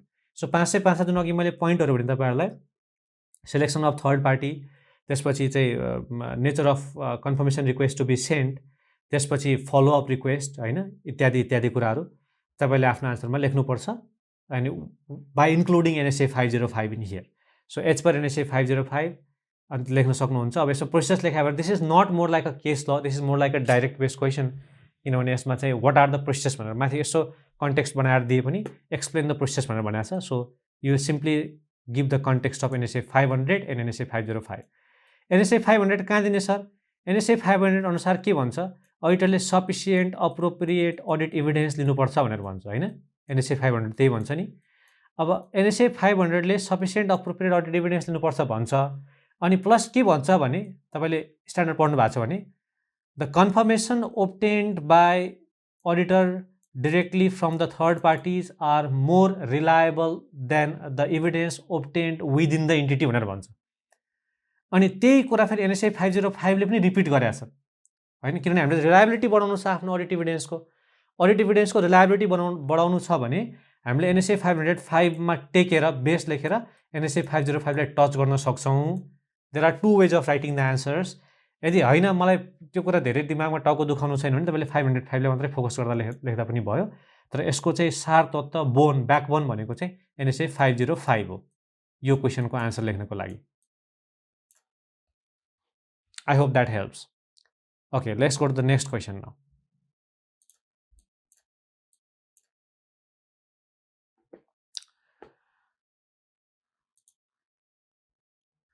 Guna Associates are the statutory auditor of Bosch Limited. Bosch Limited is a listed company. Listed company रहेछ, okay, listed company. And started its operations 2 years back, no problem. Field work during the audit of the financial statements of the company for the year ended Ashar 32, 2079 got completed on 15/15/2079. असार मसान्तको audit गर्नको लागि होइन, यो 79 सकिसक्यो, यो 79 थियो, यहाँनिर 79 थियो र यसको फिल्ड वर्क चाहिँ हामीले कहाँ सकेछौँ? पुसमा गएर सकेछ। The auditor's report was dated Poush 2022 होइन, 22 पोस्टमा चाहिँ अडिट रिपोर्ट दिएछ। अडिट रिपोर्ट 22 पोस्टमा दिएछ। The documentation in the audit reveals that engagement quality control review was completed on push 25. Audit report 22 मा दिएछ अनि 25 मा चाहिँ engagement quality control review सक्यो भनेर भन्छ। So when you see at this context, it is giving us the hint of what NSA 220 says. So NSA 220 जुन चाहिँ अडिटको स्पेसिफिक स्ट्यान्डर्ड हो क्वालिटी कन्ट्रोलको, र एउटा NSQC 1 छ जो चाहिँ अडिटरको ड्युटिजको कुरा गर्छ होइन, ओभरअल क्वालिटी कन्ट्रोलको कुरा गर्छ, र NSA 220 ले चाहिँ अडिट गर्दाखेरिको क्वालिटी कन्ट्रोलको कुरा गर्छ। सो NSA 220 ले चाहिँ के भन्छ भनेपछि यदि लिस्टेड इन्टिटी हो भने इन्गेजमेन्ट क्वालिटी कन्ट्रोल रिभ्यूहरू राख्नुपर्छ, र अडिटरले अडिट रिपोर्ट दिनुभन्दा अगाडि उसले दिन लागेको ओपिनियन अप्रोप्रिएट छ कि छैन, उसले अडिट गरेका प्रोसेसहरू अप्रोप्रिएट छन् कि छैनन्, कहीँ केही कतै मिस्टेक भएको छ कि रेक्टिफाई गर्नुपर्ने अवस्था छ कि, इत्यादिको लागि चाहिँ द नन इन्गेजमेन्ट पार्टनर जुन चाहिँ अडिट टिममा भएको मान्छेभन्दा बाहेक which might be an outsider फर्मलाई उसले engagement quality control reviewer appoint गराएर आफ्नो डकुमेन्टेसन आफ्नो इभिडेन्सहरूलाई प्लस आफ्नो ड्राफ्ट रिपोर्टलाई रिभ्यू गराउनुपर्छ कि उसले गरेको प्रोसेसमा कतै केही मिस्टेक भयो कि see this is a kind of check system auditing profession strong होस् क्वालिटीको अडिट्सहरू होस् कतै एउटा अडिटरले मिस्टेक गरिहाल्छ भने पनि क्वालिटी कन्ट्रोलले त्यही कुरा रिभ्यू गरेर टाइममै सचिन पाओस् भन्ने हिसाबले क्वालिटी कन्ट्रोलको कन्सेप्ट ल्याइएको हो सो त्यो अन्तर्गत चाहिँ it makes sense when we say that quality control should be made quality control review should be made before the audit report is sign होइन अब अडिट रिपोर्ट साइन गरेर गइसक्यो त कुरै सकिहाल्यो त्यसपछि रिभ्यू त्यसपछि पनि रिभ्यू हुन्छ हामीले जुन चाहिँ hot file review cold file रिभ्यूको कन्सेप्ट भन्छौँ बट अहिले त्यो कन्टेक्स्ट चाहिँ सोधेको होइन अहिले चाहिँ उसले एनएसए 220बाट अडिट रिपोर्ट दिइसकेपछि क्वालिटी कन्ट्रोल रिभ्यू सकायो भनेर भनेपछि त अब त मरिसकेपछि औषधि खुवाएको जस्तै भयो नि त त्यो त होइन so which is not correct approach so in this case you write the points from NSA 220 जसमा लिस्टेड एन्टिटीको क्वालिटी कन्ट्रोल रिभ्यू गराउने अनि क्वालिटी कन्ट्रोल रिभ्युअर अपोइन्ट गराउने र अडिट रिपोर्ट दिनुभन्दा अगाडि चाहिँ क्वालिटी कन्ट्रोल इङ्गेजमेन्ट सकिसक्नुपर्ने यो रिभ्यू भइसक्नुपर्ने भन्ने कुरा लेख्छौँ र यो केस इन द गिभन केसमा चाहिँ यस्तो यस्तो भएको छ त्यही भएर यो चाहिँ यहाँनिर चाहिँ this is not in accordance with the standards on auditing भनेर लेख्नु पऱ्यो अब तपाईँले कम्पनीको कुनै एकाउन्टिङ ट्रिटमेन्ट रङ भएको कुरा होइन त्यही भएर अडिटरले चाहिँ यसमा क्वालिफाइड ओपिनियन दिनुपर्छ भने नलेख्नु होला नि फेरि होइन I have been getting this situations as well I have come across this situations as well जहाँनिर स्टुडेन्ट आएर सेयर गर्दाखेरि चाहिँ सर मैले त यसमा यो पनि लेखेर आयो भनेर चाहिँ he or she shares it being very happy but question never asks you to share that त्यो कन्टेक्स्ट चाहिँ मिल्दैन यहाँ त सिम्पल अडिटरले गरिरहेको एउटा अडिटरको चाहिँ प्रोसेस ठिक छ कि छैन भनेर तपाईँलाई चाहिँ सोध्या हो चाहिँ एक्सपर्ट तपाईँलाई यो एज एन अडिटर भए के गर्नुहुन्थ्यो भनेर सोध्या होइन नि त ओके सो के भन्छ एकचोटि यहाँ हेरौँ एज पर एनएसए 220 यो चाहिँ तपाईँलाई रिभिजनको लागि पनि हुन्छ एनएसए 220 को एकदम इम्पोर्टेन्ट पार्ट पनि हो as per NSA 220 engagement partners shall take responsibility for reviews being performed in accordance with the firm's review policies and procedures. For audits of financial statements of listed entities, engagement partners shall determine that the engagement quality control reviewer has been appointed. Kasko lagi? For the audits of financial statements of listed entities. Discuss the significant matters arising during the engagement, including those identified during engagement QCR, quality control review, and not date the audit report until completion of engagement quality control review, EQCR. Not date the audit report. भनेछ भनेपछि what does this mean? Tell me. So this means violation भएको छ स्ट्यान्डर्डको चाहिँ गाइडलाइन्सको होइन यो कुरा तपाईँले आफ्नो आन्सरमा ल्याउन सक्नुहुन्छ इन द गिभन केस भनेर र इन द गिभन केस लास्टमा चाहिँ यहाँ लेखेको छ in the given case signing of the auditor's report before completion of resignation is not right भनेर लेखेको छ सो यसमा चाहिँ क्वालिफाइड ओपिनियनको कुरा हामीले केही पनि गर्नु पनि पर्दैन गरेको पनि छैन which is good okay let's go to the next question now so next question is Mr. Ram has been newly appointed as an auditor of CBG Hotel Limited. Since he has done many audits of hotels, he makes an audit plan without understanding the nature of business of CBG Hotel. Without understanding the nature of business. हैन अब यसमा त पहिला सुरुमा स्ट्यान्डर्डमा के लेखाएको छ भन्दाखेरि पनि तपाईँले क्वेसनले नै भनिहाल्यो कि अडिटर गल्ती गरिरहेको छ भनेर होइन पहिला तपाईँ यो कुरामा ढुक्क हुनु पऱ्यो या कन्फिडेन्ट हुनु पऱ्यो कि यहाँ गल्ती गरिरहेको छ भन्ने कुरा त्यसपछि यो गल्ती गरिरहेको छ भन्ने कुरा कुन स्ट्यान्डर्डमा प्रुभ गर्ने भन्ने कुरा चाहिँ हामी सोचौँला तर पहिला क्वेसनमा धेरै कन्फ्युजन त हुनु भएन नि हुनु भएको छैन नि अहिले एटलिस्ट मैले यहाँ पढ्दाखेरि होइन सो हामीले एउटा बिग चार्ट बनाएर चाहिँ डिफाइन गरेका थियौँ होइन भिडियो लेक्चरमा पनि थियो मैले लाइभ पढाउँदाखेरि पनि छ बिग चार्ट जहिले पनि अडिट प्रोसेसको मैले स्टुडेन्टलाई ओभरभ्यू दिने गरेको छु कि कुनै पनि अडिटको एउटा हामीले के भन्छ कम्पोनेन्ट पढ्नु भन्दा नि एउटा हामीले हाई लेभल ओभरभ्यू चार्ट प्रोसेसको बुझ्यौँ भने त्यसपछि हामीलाई कम्पोनेन्टहरू बुझ्न सजिलो हुन्छ होइन तपाईलाई हामी आज चाहिँ यहाँबाट पोखरा जाँदैछौँ पर्सि पोखराबाट जोमसोम जान्छौँ फेरि त्यहाँबाट फेरि हामी लोबान्थाङ जान्छौँ भनेर एउटा आइटिनरी जस्तो बनाएर दियो भने it's always easier to plan or keep that thing in head rather than तपाईँलाई बस्न बसाइदियो जाम न कता जाने हो जाँदै गरौँला भन्यो भने it's always a confusing thing त्यस्तै गरी मैले स्टुडेन्टलाई चाहिँ अब कन्सेप्ट पढ्दै गयो, अब ओभरअलमा अडिटको पिक्चर सिनारियो नदेखाइकन गर्दाखेरि इट्स अलवेज कन्फ्युजिङ भनेर मैले immediately after giving some introduction to audit we design the big अडिटको चार्ट, जसमा अडिटको स्टार्टिङ प्रोसेसदेखि लिएर रिपोर्टिङ प्रोसेससम्मको चाहिँ मैले ब्लक्सहरू बनाएर बताएको छु भिडियोमा, र त्यो ब्लक अन्तर्गत हामीले अडिट प्लानिङको कुरालाई पनि समावेश गरेका छौँ हैन। र मैले चाहिँ जहिले पनि त्यो ब्लक अन्तर्गत कुन कुन स्ट्यान्डर्ड्सहरू हुन्छन् भन्ने कुरा पनि तपाईँहरूलाई मैले बताइदिएको छु, ताकि एक्जाममा तपाईँलाई रिभिजन गर्न सजिलो होस्। र त्यो पर्टिकुलर ब्लक जुन चार्ट छ, जुन भिडियो छ, त्यसमा चाहिँ कसरी त्यसलाई तपाईँले म्यानुअली आफ्नो नोट्समा पनि समावेश गर्न सक्नुहुन्छ भन्ने कुरा पनि हामीले डिस्कस गरेका छौँ। So let's come back to the क्वेसनमा के भन्छ, अडिटर साहबले चाहिँ विदाउट पहिला धेरै होटलहरूको अडिट गरिसकेको छु, आई एम एन एक्सपर्ट भन्ने इन्टेन्सनले उसले गर्यो भन्छ।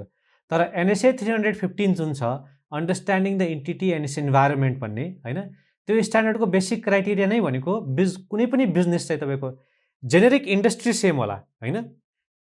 होटल इन्डस्ट्री भनेको 2 स्टार पनि होटल हो, 3 स्टार पनि होटल हो, मोटेल पनि होटल नै हो हैन। त्यसपछि सानो गेस्ट हाउस पनि होटल बिजनेस नै हो एक हिसाबले। तर the way they operate, the amount of capital involve, fixed assets involve, the transactions involve हैन, त्यसपछि the interest of other stakeholders, for example banking and finance इन्स्टिट्युसनले लोन दिएको हुनसक्छ, त्यसको रेकर्डिङ इट भ्यारिज। जेनेरिकमा त होटल नै हो, बट इट भ्यारिज। त्यही भएर अडिटरको लागि हरेक इन्टिटी चाहिँ हरेक नयाँ च्यालेन्ज जस्तो हुन्छ जहिले पनि अन्डरस्ट्यान्ड गर्नको लागि हैन। सो यही कुरा चाहिँ यहाँनिर हामीले गर्नुपर्ने थियो, तर उसले गरेन।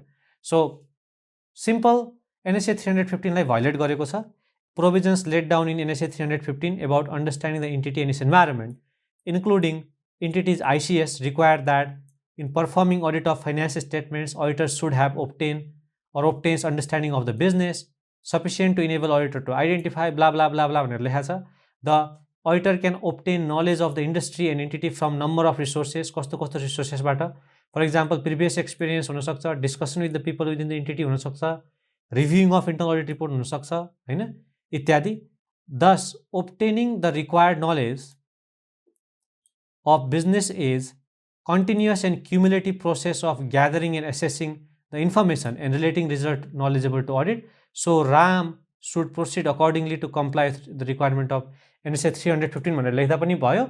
यसको आन्सरमा therefore Mr. Ram has not considered the provisions of NSA 315 and he will be guilty if any charges of negligence are brought against him भनेर आन्सर लेख्दा पनि भयो। It's just the matter of how you present your sentence at the end.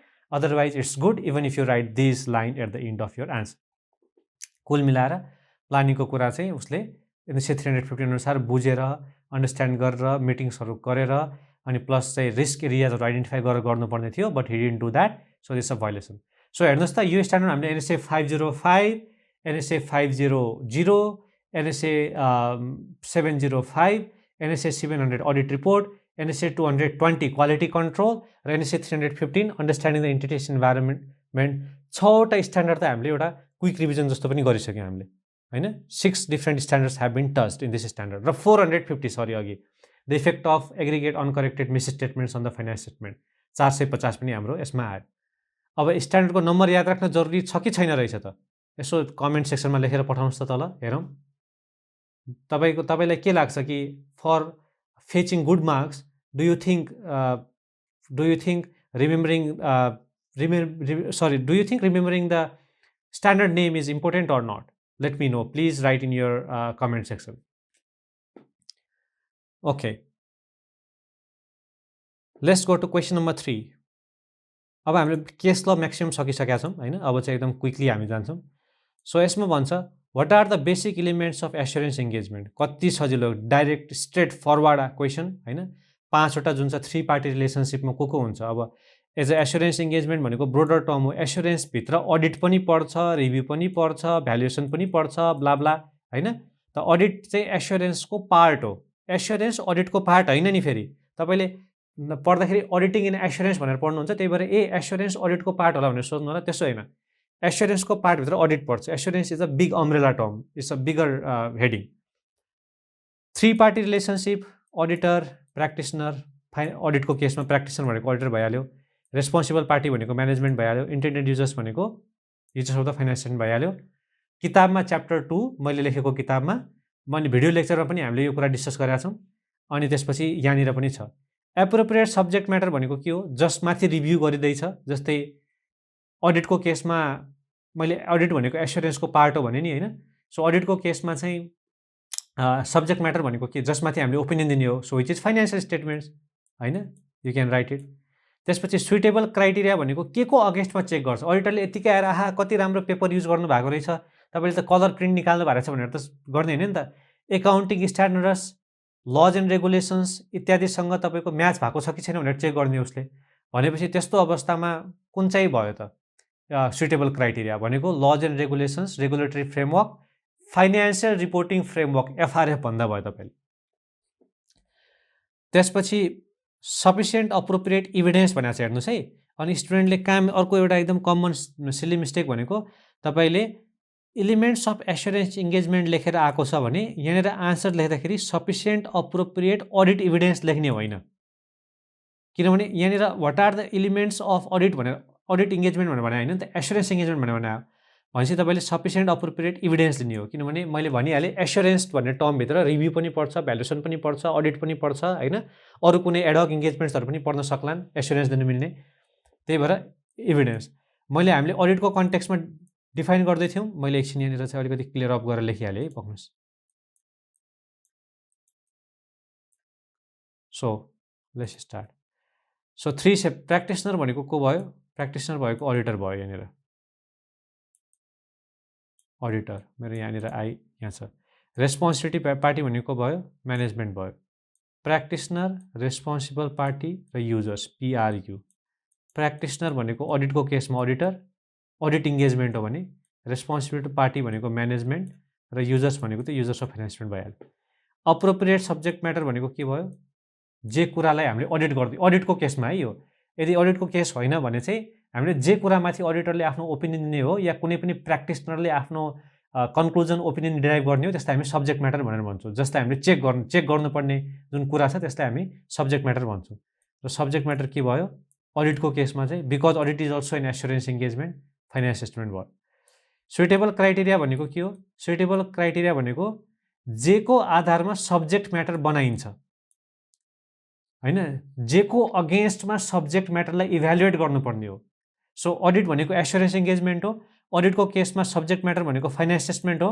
So finance स्टेटमेन्टलाई के को अगेन्स्टमा हामीले check गर्ने हो त केलाई बेन्चमार्क मानेर भनेपछि फाइनेन्सियल रिपोर्टिङ फ्रेमवर्क जुन भनेको एकाउन्टिङ स्ट्यान्डर्ड्स लज रेगुलेसन्सको कुरा भयो इभिडेन्स भनेको के हो इभिडेन्स भनेको चाहिँ अब हामीले ठिक छ या छैन भनेर कन्क्लुजन दिनको लागि चाहिने डकुमेन्ट्सहरू सो अडिटको केसमा के भयो अडिटको केसमा सफिसियन्ट अप्रोप्रिएट अडिट इभिडेन्स भयो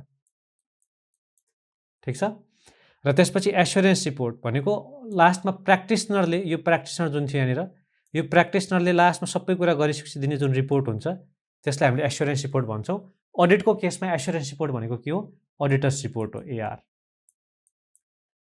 ल I don't think there is so many things to discuss here so it's just five different components of the assurance engagement जसमा चाहिँ हामीले फर्स्टमा 3टा कम्पोनेन्टको कुरा गर्यो फर्स्ट भनेको मतलब फर्स्ट पार्ट जसमा 3 पार्टी रिलेसनसिपमा पिआरयु प्र्याक्टिसनर रेस्पोन्सिबल पार्टी र users of the finance statement okay now next question what are the roles and responsibilities of the statutory auditors in relation to compliance with laws and regulations compliance with laws and regulations NSA 250 हो हामीलाई थाहा छ NSA 250 ले चाहिँ हामीलाई consideration of laws and regulations in an audit of finance statement भनेर भन्छ होइन अब यो स्ट्यान्डर्डबाट पनि क्वेसनहरू चाहिँ डिफ्रेन्ट तरिकाले सोध्न थालिरहेको छ पहिला यसबाट प्र्याक्टिकल क्वेसन्सहरू बढी आउँथ्यो प्र्याक्टिकल क्वेसन्स भनेको कस्तो during the course of audit तपाईँले अब्जर्भ गर्नुभयो कि कम्पनीले चाहिँ सर्टेन ग्रेच्युटीको प्रोभिजन गरेको छैन या लेबर लको भायोलेसन गरेको छ तर म्यानेजमेन्टले भन्छ कि यो त हाम्रो चासोको विषय हो हामीले इन्कम ट्याक्स त तिरेकै छौँ सबै कुरा गरेको छौँ so auditor is not required to worry about this comment भनेर आउँथ्यो त्यतिखेर पनि हामीले NSA 250 लाई घुसाउँथ्यौँ त्यहाँनिर आन्सर लेख्दाखेरि यहाँनिर त स्ट्रेट फरवर्ड क्वेसन दिएको छ होइन is asking what are the roles and responsibility so this is not a case law this is just asking the concept from NSA 250 regarding the auditor's duties so auditor को duty के हो laws and regulations लाई identify गरेर comply गर्ने responsibility management को हो हेर्नुस् है नझुक्किनुस् किनभने फाइनेन्शियल स्टेटमेन्ट कसले बनाइरहेको छ फाइनेन्स स्टेटमेन्ट म्यानेजमेन्टले बनाइरहेको छ। फाइनेन्स स्टेटमेन्टको रेस्पोन्सिबिलिटी कसको हो? फाइनेन्स स्टेटमेन्टको रेस्पोन्सिबिलिटी म्यानेजमेन्टको हो। भनेपछि फाइनेन्सियल स्टेटमेन्ट्सको रेस्पोन्सिबिलिटी म्यानेजमेन्टको हो भनेपछि फाइनेन्सियल स्टेटमेन्ट्समा लागू हुने लज एन्ड रेगुलेसन्सको रेस्पोन्सिबिलिटी पनि कसको हो त? म्यानेजमेन्टको नै हो। तर एज एन अडिटर हामी अडिटर भइसकेपछि त अडिटरले NSA 315 अनुसार अन्डरस्ट्यान्डिङ द इन्टिटी गर्ने बेलामा पनि त अडिटरले यो इन्टिटीमा कुन कुन लज एन्ड रेगुलेसन्सहरू रिलेभेन्ट होला, कुन कुन लज एन्ड रेगुलेसन्सहरू चाहिन्छ भन्ने कुराको त उसले अन्डरस्ट्यान्डिङ गरेको हुनुपर्यो, रिसर्च गरेको हुनुपर्यो नि त। Then only he can know कि त्यो लज एन्ड रेगुलेसन्सलाई फलो गरेर बनाएको छ कि छैन भनेर। यदि if auditor has no idea what laws and regulations are applicable to that particular entity, then how can he make the subject matter evaluated against a suitable criteria? भन्नुहोस् त, he cannot do that नि। So त्यही कारणले गर्दाखेरि अडिटरको responsibility चाहिँ के हुन आउँछ? टु आइडेन्टिफाई कम्पनीको लिगल फ्रेमवर्क के हो, एप्लिकेबल लज एन्ड रेगुलेसन्सहरू के हुन्, म्यानेजमेन्टले त्यो लज एन्ड रेगुलेसन्सलाई प्रोपरली कम्प्लाई गरेको छ कि छैन, अनि कतै फ्लजहरू छन् भने त्यसको इम्प्याक्ट मेटेरियल छ कि छैन। मेटेरियल छ भने अडिटरले क्वालिफाई गर्नु पर्यो, मेटेरियल छैन भने he can discuss and leave a note in his management letter, होइन। सिमिलरली अडिटरको अर्को रेस्पोन्सिबिलिटी के हो? अडिटरको अर्को रेस्पोन्सिबिलिटी भनेको यदि लज एन्ड रेगुलेसन्सहरू कुनै अडिटरलाई लाग्छ कि एक्जेम्ट छन् यहाँनिर, मानलियो अडिटरले अडिट गर्ने ठाउँमा चाहिँ उनीहरूले के भन्यो भने इन्कम ट्याक्सको प्रोभिजन बनाएको रहेनछ। किन नबनाएको त प्रोभिजन भनेर सोद्धाखेरि हामीसँग त ट्याक्स एक्जेम्सन लेटर छ, हामी ट्याक्स वाला इन्टिटी होइन, हामी चाहिँ नन ट्याक्सेबल इन्टिटी हो भनेर भनेपछि खै देखाउनुहोस् त भनेर उसले कागजात हेर्न सक्नु पर्यो। ही सुड ह्याभ द्याट इभिडेन्स। नभएर त भोलिको दिनमा अरू कम्पनीले अडिटरले चेक गर्दाखेरि यहाँ त प्रोभिजनै बनाएको रहेछ ट्याक्सको, how come auditor sign this finance statement भन्ने क्वेसनको आन्सर अडिटरसँग हुँदैन, होइन। त्यही भएर यदि कुनै त्यस्तो करेस्पोन्डेन्स गरेको छ लिगल अथोरिटिजहरूसँग भने त्यो करेस्पोन्डेन्सको कुराहरूलाई पनि अडिटरले चेक गर्नुपर्छ भन्छ NSA 250 ले। So NSA 250 consideration of laws and regulations, auditor has to obtain understanding of regulatory framework बताएँ मैले, how entity is complying with that framework बताएँ मैले। त्यस्तै गरी अडिटरले म्यानेजमेन्टसँग इन्क्वायर गर्नुपर्छ TCWसँग, र inspecting correspondence if any with relevant licensing and regulatory authorities भनेर भनेको छ। सो होइन, यो भनेको पनि के हो? यो भनेको पनि मैले अघि बताएँ कि यदि ट्याक्स एक्जेम्सन लेटरहरू छ इत्यादि छ भने त्यो कुराको डकुमेन्टेसन पनि अडिटरले हेर्नुपर्छ, त्यो कुराको कम्युनिकेसनको बारेमा नि अडिटरलाई थाहा हुनुपर्छ। So this is all about NSA 250। र यदि कुनै नन कम्प्लायन्स भएको छ भने त्यसको प्रोभिजन बनाउनुपर्छ, प्रोभिजन बनाउँछ ठिक छ, बनाउँदैन अडिटरले मोडिफाई गर्नुपर्छ report.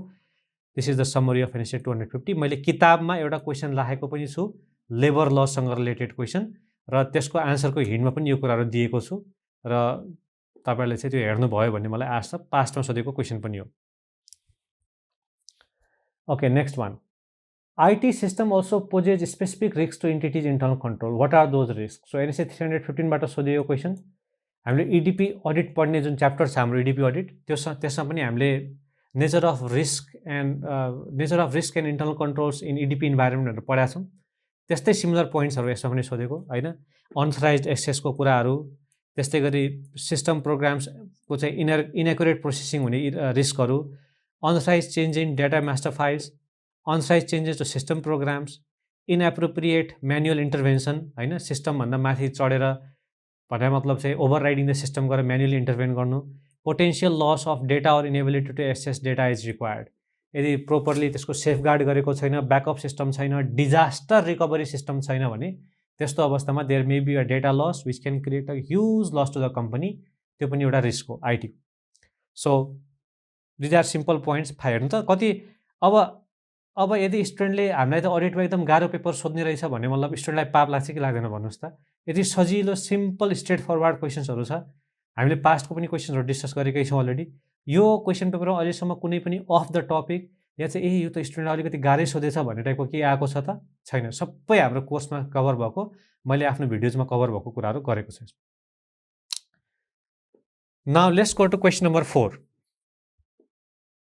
Partner of MLL and Associates, Chartered Accountants, provided information as a whistleblower about the production process of one of the clients to a national daily newspaper, stating that the formula that the client is using in production has possibility to harm the environment. Due to the result of such news coverage, the client has suffered a huge impact on sales and decrease in profit. Fundamental basic principles governing in audit अनुसार कन्फिडेन्सियालिटीको पोइन्टले हामीलाई certain एक्सेप्सन्सहरू दिएको छ। त्यो एक्सेप्सन्सभित्र यो कुरा पर्दैन होइन। इफ रिक्वायर्ड बाई ल यदि कुनै इन्भेस्टिगेसन परेको थियो कम्पनीमा भने त्यस्तो अवस्थामा अडिटरको लिगल ड्युटी हुन आउँछ। अडिटर आफै भोलन्टरी भएर चाहिँ उसले गर्दाखेरि म्यानेजमेन्टलाई चाहिँ लस भइरहेको छ भनेपछि अब don't get emotional while writing the answer. Sir त्यहाँनिर पनि त अब मानवताको क्षति बचाउनलाई गर्यो उसले इत्यादि भन्ने कुरा गरिरहेको छौँ हामीले। यहाँनिर चाहिँ होला हामीले अब सिभिल कोर्टमा केस फाइट गऱ्यौँ र के भन्छ भोलिको दिनमा चाहिँ हामीलाई गभर्मेन्टले रिवार्डै गरिदिन सक्छ। That is a different issue. यहाँ हामी इथिकल एज अ प्रोफेसनल इथिक्सको कुरा गर्दैछौँ। प्रोफेसनल इथिक्स अनुसार चाहिँ हामीले क्लाइन्टबाट आएको सिक्रेट इन्फर्मेसनहरू सिक्रेट डेटाहरूलाई हामीले त्यसरी सेयर गर्नु हुँदैन। That is the breach of code of confidentiality. So you will define in the provision section you will define what confidentiality is अनि you will also write 5 different exceptions to the rule of confidentiality. In the given case you will write what happened and in conclusion you will write कि यसमा चाहिँ अडिटरले disclose गरेको चाहिँ not in accordance with the exception of code of confidentiality which ultimately results in the breach of code of confidentiality भनेर तपाईले आफ्नो आन्सर्सहरू लेख्न सक्नुहुन्छ। Provision, content of the question र कन्क्लुजनमा। यो क्वेसनमा चाहिँ फरक के छ मैले भने स्टुडेन्टलाई अलिकति इमोसनल बनाउनको लागि हुन्छ नि इन्भाइरोमेन्टमा हार्म गर्न सक्छ इत्यादि लेखेको छ। अगेन आई टोल्ड यु यो इथिक्सको पोइन्ट अफ भ्यूबाट सोध्या भएर we don't have to think too far into the beyond the ethics part होइन, or say too far into the humanity factor, just like you concentrate on ethics part right now. यदि यही केसमा फेरि management अडिटको environmental अडिटको चाहिँ ऊ परेको थियो, audit परेको थियो, इन्भाइरोमेन्ट गभर्मेन्टले चाहिँ इन्भाइरोमेन्ट अडिट गरेको थियो, त्यस्तो बेलामा अडिटरसँग इन्फर्मेसन माग्यो भनेपछि अडिटरले चाहिँ आफ्नो दायराभित्र आएको इन्फर्मेसन सेयर गरेको भए fine, if it has related to finance statements. Okay, so next one. अब यसमा तपाईँले हेर्नुहुन्छ, यसमा तपाईँले चाहिँ सजेस्टेड आन्सरमा ओभरअल एउटा समराइज भर्सन दिएको छ, but examiner actually wants you to write what are the exceptions to the code of confidentiality and why that this thing doesn't fit in those 5 different factors भन्ने कुरा तपाईले चाहिँ अलिकति elaborated answer लेख्न सक्नुहुन्छ। मैले तपाईलाई त्यहाँ देखाएर प्रुभ गर्दैछु कि हेर्नुहोस् 5 मार्क्सकै क्वेसनको लागि यहाँ फेरि यति एक प्याराग्राफमा सकेको छ, माथि फेरि तपाईँको चाहिँ कसैमा 3-4 वटा प्याराग्राफ लेखेको छ होइन। See we just discuss this one, कति धेरै लामो आन्सर छ यसमा होइन। सो डोन्ट वरी, मैले एउटा स्पेसिफिक फर्मेट जुन बताएको छु, provision, content of the question र कन्क्लुजन भन्ने, त्यसमा आफ्नो आन्सरलाई फिट गराउनुहोस्। 5 मार्क्सको लागि लेख्दाखेरि you will know, as you write down, as you keep on practicing, you will know when to stop भन्ने कुरा। Okay, this question is about यहाँनिर चाहिँ सिधा सिधा भनौँ न, उसले चाहिँ एउटा मिनिमम अडिट फी क्राइटेरिया एउटा डिरेक्टिभ निकालेको छ आइक्यानले होइन। त्यो सबै तपाईँहरू सबैसँग हुनुपर्छ, छैन भने आइक्यानको साइटबाट डाउनलोड गरेर राखिहाल्नुहोस् एउटा, मैले चाहिँ बार बार भनिरहेको हुन्छु। सो अब त्यो गाइडलाइन्समा चाहिँ त्यो जहिले जहिले चेन्ज भयो तहिले तहिले एक्जाममा चाहिँ 2-3 एटेम्प्टसम्म क्वेसन सोधिरहेको हुन्छ त्यसको। सो अहिले रिसेन्ट टाइमसम्म पनि सोधिरहेकै छ। सो किनभने मार्केटको चाहिँ एउटा बिग्रेको च्यानललाई बनाउनको लागि पनि आइक्यानले ठुलो इनिसिएटिभ लिएको छ, ताकि अनहेल्दी कम्पिटिसन नहोस् होइन, अन्डर कटिङ अफ फिस नहोस् भन्नको लागि। सो त्यो गाइडलाइन्स अनुसार चाहिँ चार्टर्ड एकाउन्टेन्टले कति एक दिनको कति लिने होइन, डेली रेट्सहरू भनेर दिएको छ। त्यसमा ब्याङ्कको अडिटको मिनिमम फी क्राइटेरिया, अनि त्यसपछि अडिट फाइलको सङ्ख्या कति हुनुपर्ने, ceiling on number of audits, exceptional cases for the minimum fee requirement इत्यादि कुराहरू दिएको छ। That is a very very important document. त्यो तपाईँले पढेर कण्ठ गरेर जानुपर्छ एक्जामभन्दा अगाडि होइन। त्यो तपाईँ चाहिँ आफूले डाउनलोड गरेर राख्नुहोस्। सो स्ट्रेट फरवर्ड आन्सर जे छ त्यही नै हो यसमा। I don't get into details of this one right now. Next one, in an exhibition PPL and Associates Chartered Accountants set up a stall of the firm and provided information about the services and quality offered by the firm to the visitors. During the exhibition period, firm hired outsourced employees to provide information to the visitors. However, no representative of the firm was present on the stall भनेर भन्छ हैन। अब form एक्जिबिसनमा चाहिँ audit फर्मले, chartered एकाउन्टेन्टको फर्मले त्यहाँनिर पुरा stall राखेर हामी यो सर्भिस दिन्छौँ भनेर भनेको छ, against the code of ethics. किनभने हामीले मार्केटिङ त्यसरी गर्न पाउँदैनौँ होइन। We know the guidelines of code of ethics, we know the marketing guidelines recently issued by ICAN, go through those guidelines. त्यसमा एकदमै रिस्ट्रिक्ट गरिएको छ र यो केसमा त अब ठिक छ चार्टर्ड एकाउन्टेन्टहरू त प्रेजेन्ट भएनन्, उनीहरूले चाहिँ हायर गरेको आउटसाइडको फर्मको मान्छेलाई राखेको छ भने पनि आफ्नै फर्मको प्रेजेन्ट गरिरहेको हो नि त उनीहरूले त, त्यो त मतियार जस्तो भयो नि होइन, नेपाली एकदम टिपिकल टर्म भन्दाखेरि एजेन्ट जस्तो भयो। एजेन्टले त जहिले प्रिन्सिपलको लागि काम गरेर हुन्छ, प्रिन्सिपल त प्रेजेन्ट होस् नहोस्, भनेपछि त्यहाँनिर चार्टर्ड एकाउन्टेन्ट प्रेजेन्ट होस् नहोस्, प्रिन्सिपल अडिटर प्रेजेन्ट होस् नहोस्, त्यो उनीहरूले अपोइन्ट गरेर राखेको मान्छेले चाहिँ त्यहाँ एडभर्टाइज गर्दैछ भने मतलब नै फर्मले नै एडभर्टाइज गरेर आएको, त्यो पार्टनरहरूले नै एडभर्टाइज गरेर आएको, which is against the code of ethics होइन। एक्जाजरेटेड क्लेमहरू गर्नु हुँदैन, त्यसपछि disparaging reference to the work of the others गर्नु हुँदैन, हाम्रो कोड अफ एथिक्समा क्लियरली लेखेकै छ। फेरि मार्केटिङ गाइडलाइन्सले पनि यस्ता कुराहरू नगर्न भनेर हामीलाई भनेको छ। So this is against the code of ethics, the PPL firm has violated the code of ethics भनेर तपाईँले आफ्नो आन्सर लेख्न सक्नुहुन्छ। मिसकन्डक्ट हो, the firm shall be liable for disciplinary action.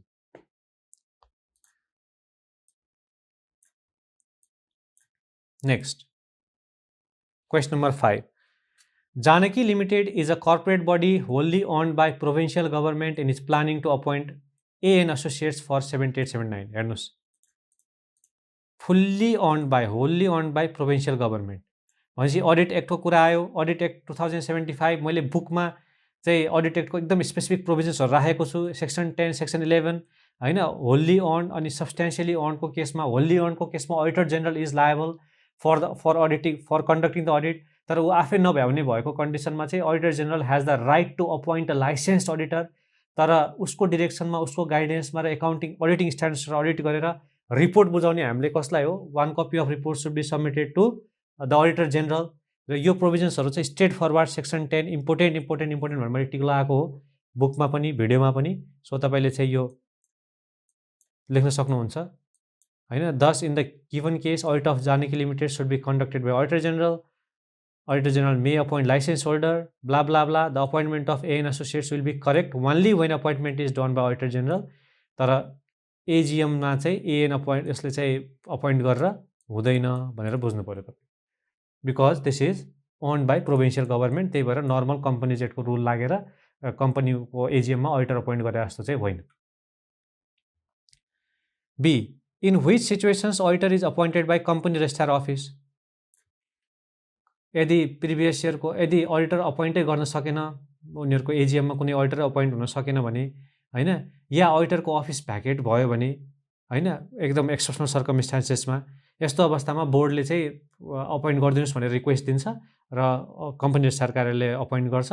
अब you know the section 113, AGM fails to appoint, AGM नै हुन सकेन होइन, यदि पहिला अपोइन्ट गरेको थियो तर अब कार्यकाल नसकिने, त्यो अडिटरको चाहिँ मृत्यु भयो, केही भयो इत्यादि, भ्याकेसन भयो अफिसमा भने, त्यस्तो अवस्थामा चाहिँ भ्याकेन्ट भयो अफिस भने चाहिँ, नट भ्याकेसन सरी भ्याकेन्ट भयो भने चाहिँ, देन इन सच केस अब हेर्नुहोस् त, जब कति 5 मार्क्सको हो यो क्वेसन, सी 5 मार्क्सको आन्सर कहिलेकाहीँ यस्तो हुन्छ दयालु, योभन्दा बढी लेख्नलाई केही छँदा पनि छैन। अब तपाईँले गफ हान्छु तन्काउँछु आन्सर भनेर केही पनि छैन। Question number 6 is all about writing short notes contingent liability. अब मैले अघि तपाईँलाई भनेको थिएँ हेर्नुहोस्, कन्टिन्जेन्ट लायबिलिटीको बारेमा NS 37बाट कभर हुने गरी लगभग त्यहाँनिर हाम्रो कति थियो, यसमा चाहिँ दुईवटा क्वेसन 10 मार्क्सको, यो 2.5 12.5 मार्क्सको एउटै स्ट्यान्डर्डबाट सोधियो कहिलेकाहीँ चाहिँ, त्यस्तो पनि हुनसक्छ if you are lucky. So contingent लायबिलिटीको डेफिनेसन तपाईँले एकाउन्टिङ पेपर प्रिपेयर गर्दा पनि पढिसक्या हुनुहुन्छ। So I am not going into what contingent liability is. त्यसपछि स्ट्राटिफाइड स्याम्पलिङ, NSA 530मा स्याम्पलिङलाई डिफाइन गर्दाखेरि स्ट्राटिफाइड ऱ्यान्डम स्याम्पलिङ भनेर पढाएको छ हामीले। ठुलो पपुलेसनलाई चाहिँ सिम्पल के भन्छ, होमोजेनियस भास्ट हेटेरोजेनियस पपुलेसनलाई होमोजेनियस पपुलेसनमा डिभाइड गरेर त्यहाँबाट स्याम्पल सेलेक्ट गर्न सजिलो होस्, ताकि इन्टायर रेन्ज कभर होस् भनेर मैले एक्जाम्पल दिएर बताएको छु भिडियोमा होइन। You know stratified random sampling, black box approach and white box approach. EDP audit गर्दाखेरि होइन, अप्रोचेस टु इडिपी अडिटमा हामीले ब्ल्याक बक्स अप्रोच भनेको अडिटिङ अराउन्ड द कम्प्युटर, जहाँनिर चाहिँ अडिटरलाई only as a tool for recording the accounts हो, not actually regarded as the tool to audit हो भन्ने कुरा हामीले डिस्कस गरेका छौँ। The auditor only checks input and output, he is not more concerned with how the processing is done by the system. तर auditing through the computer या white box approach भने चाहिँ हामीले त्यसमा चाहिँ how the computer is processing the data भन्ने कुरा या how the software is processing the data भन्ने कुरा पनि हेर्छौँ भनेर मैले इडिपी अडिटको च्याप्टरमा डिटेलमा डायग्राम बनाएर भिडियोमा यो कुरा डिस्कस गरेको छु। Process of judgement formation by the auditor, basic स्ट्यान्डर्ड्सबाट आएको क्वेसनहरू होइन। यसमा चाहिँ इभिडेन्स चेक गर्ने हैन। अनि त्यसपछि के भन्छ जुन पनि एजर्सन्सहरू उसले टेस्ट गरेको छ त्यो अनुसार उसको आएको ओपिनियन एप्रोप्रिएट छ कि छैन भनेर हेर्ने। अनि त्यसपछि क्लास सिरिज अफ ट्रान्जेक्सन्सलाई टेस्ट गर्ने, टिइएसटी टेस्ट गर्ने, टिएसटी टेस्ट होइन इत्यादि कुराहरू एकदमै basic 2.5 marks. Reasonable assurance engagement र लिमिटेड एस्योरेन्स इन्गेजमेन्ट होइन, यसमा पनि हामीले पोजिटिभ एस्योरेन्स र नेगेटिभ एस्योरेन्स भनेर मैले बताएको छु होइन। Reasonable assurance is a positive assurance, limited assurance is a negative assurance. तर नेगेटिभ भन्दैमा नराम्रो, ठिक छैन, क्वालिफाइड भनेको चाहिँ होइन। The wording is different, the nature of work you do is lesser than the nature of work you do in reasonable assurance. So reasonable एस्योरेन्सको example भनेको अडिटहरू भयो होइन, डिटेल चेकिङहरू भयो। लिमिटेड एस्योरेन्सको एक्जाम्पल भनेको रिभ्यूहरू भयो। This come under limited assurance engagement. या कुनै एउटा के भन्छ कुनै चाहिँ एउटा रिलेटेड पार्टीको नट रिलेटेड पार्टीको information, we can say certain specific agreed upon प्रोसिजर्सहरू भयो होइन, those come under your limited assurance engagement. Reasonable assurance इन्गेजमेन्टमा चाहिँ बढी इभिडेन्स लिन्छ, कन्फिडेन्स लेभल हाई हुन्छ। The wording is something like this, in our opinion the finance statement give a true and fair view. Limited assurance इन्गेजमेन्टमा nothing has come to our attention that causes us to believe that finance statements are materially misstated होइन। मैले एकदम मेरो विचारमा ठिक छ भन्नु र खै मैले त गल्ती देखिनँ भन्नुमा फरक छ नि त। दुइटैमा गल्ती त देखिनँ भने हो, तर degree of confidence is lower. त्यो कुरा हामीले लेख्ने हो। मैले भनिहालेँ यसको बारेमा हामीले चाहिँ उसमा पनि बुकमा पनि मैले चार्ट राखिदिएको छु, रिजनेबल र लिमिटेड एस्योरेन्सको चाहिँ डिफ्रेन्स चार्ट। त्यसपछि इन्टरनल चेक र इन्टरनल अडिटको कुरा आयो। यो पनि इन्टरनल कन्ट्रोल सिस्टमबाट भन्ने च्याप्टरमा हाम्रो क्लियरली हामीले राखेका छौँ इन्टरनल चेक भनेको के हो, इन्टरनल अडिट भनेको के हो भन्ने कुरा। By the nature this both are related to internal control system, तर the process is different. Internal audit is more like an authoritative function, internal check is more like a built in process of the entity होइन। फङ्सनमा routine function हो, यो चाहिँ independent appraisal function हो। यसको scope जुन हुन्छ त्यो स्कोप चाहिँ lesser than compare to the internal अडिटको हो, किनभने डे टु डेमा भइराख्ने एउटाले गरेको कामलाई अर्कोले चाहिँ एटोमेटिकली चेक गर्ने प्रोसेस हो। Arrangement of book keeping and clerical duties, यसमा क्वालिटी कन्ट्रोलको इस्युजहरू पनि आउँछ। More technical knowledge is required यसमा होइन, इत्यादि कुराहरू। हेर्नुहोस् त, हामीले डिड यु सी, तपाईँलाई जुन भिडियो लेक्चर दिएको छ, तपाईँले पढ्नु भएको छ मेरो भिडियो लेक्चर, या तपाईँले क्लासमै पनि पढ्नु भएको छ भने I'm pretty sure this all concepts are covered र सबै एक्जाममा टिचरले इम्पोर्टेन्टै टिक लगाएको क्वेसनबाट परेको छ होइन। मेरो केसमा त कन्फिडेन्टका साथ भन्न सक्छु मैले सबै जुन कुरा मैले टिक लगाएको छु इम्पोर्टेन्ट, यो अझै इम्पोर्टेन्ट है भनेर।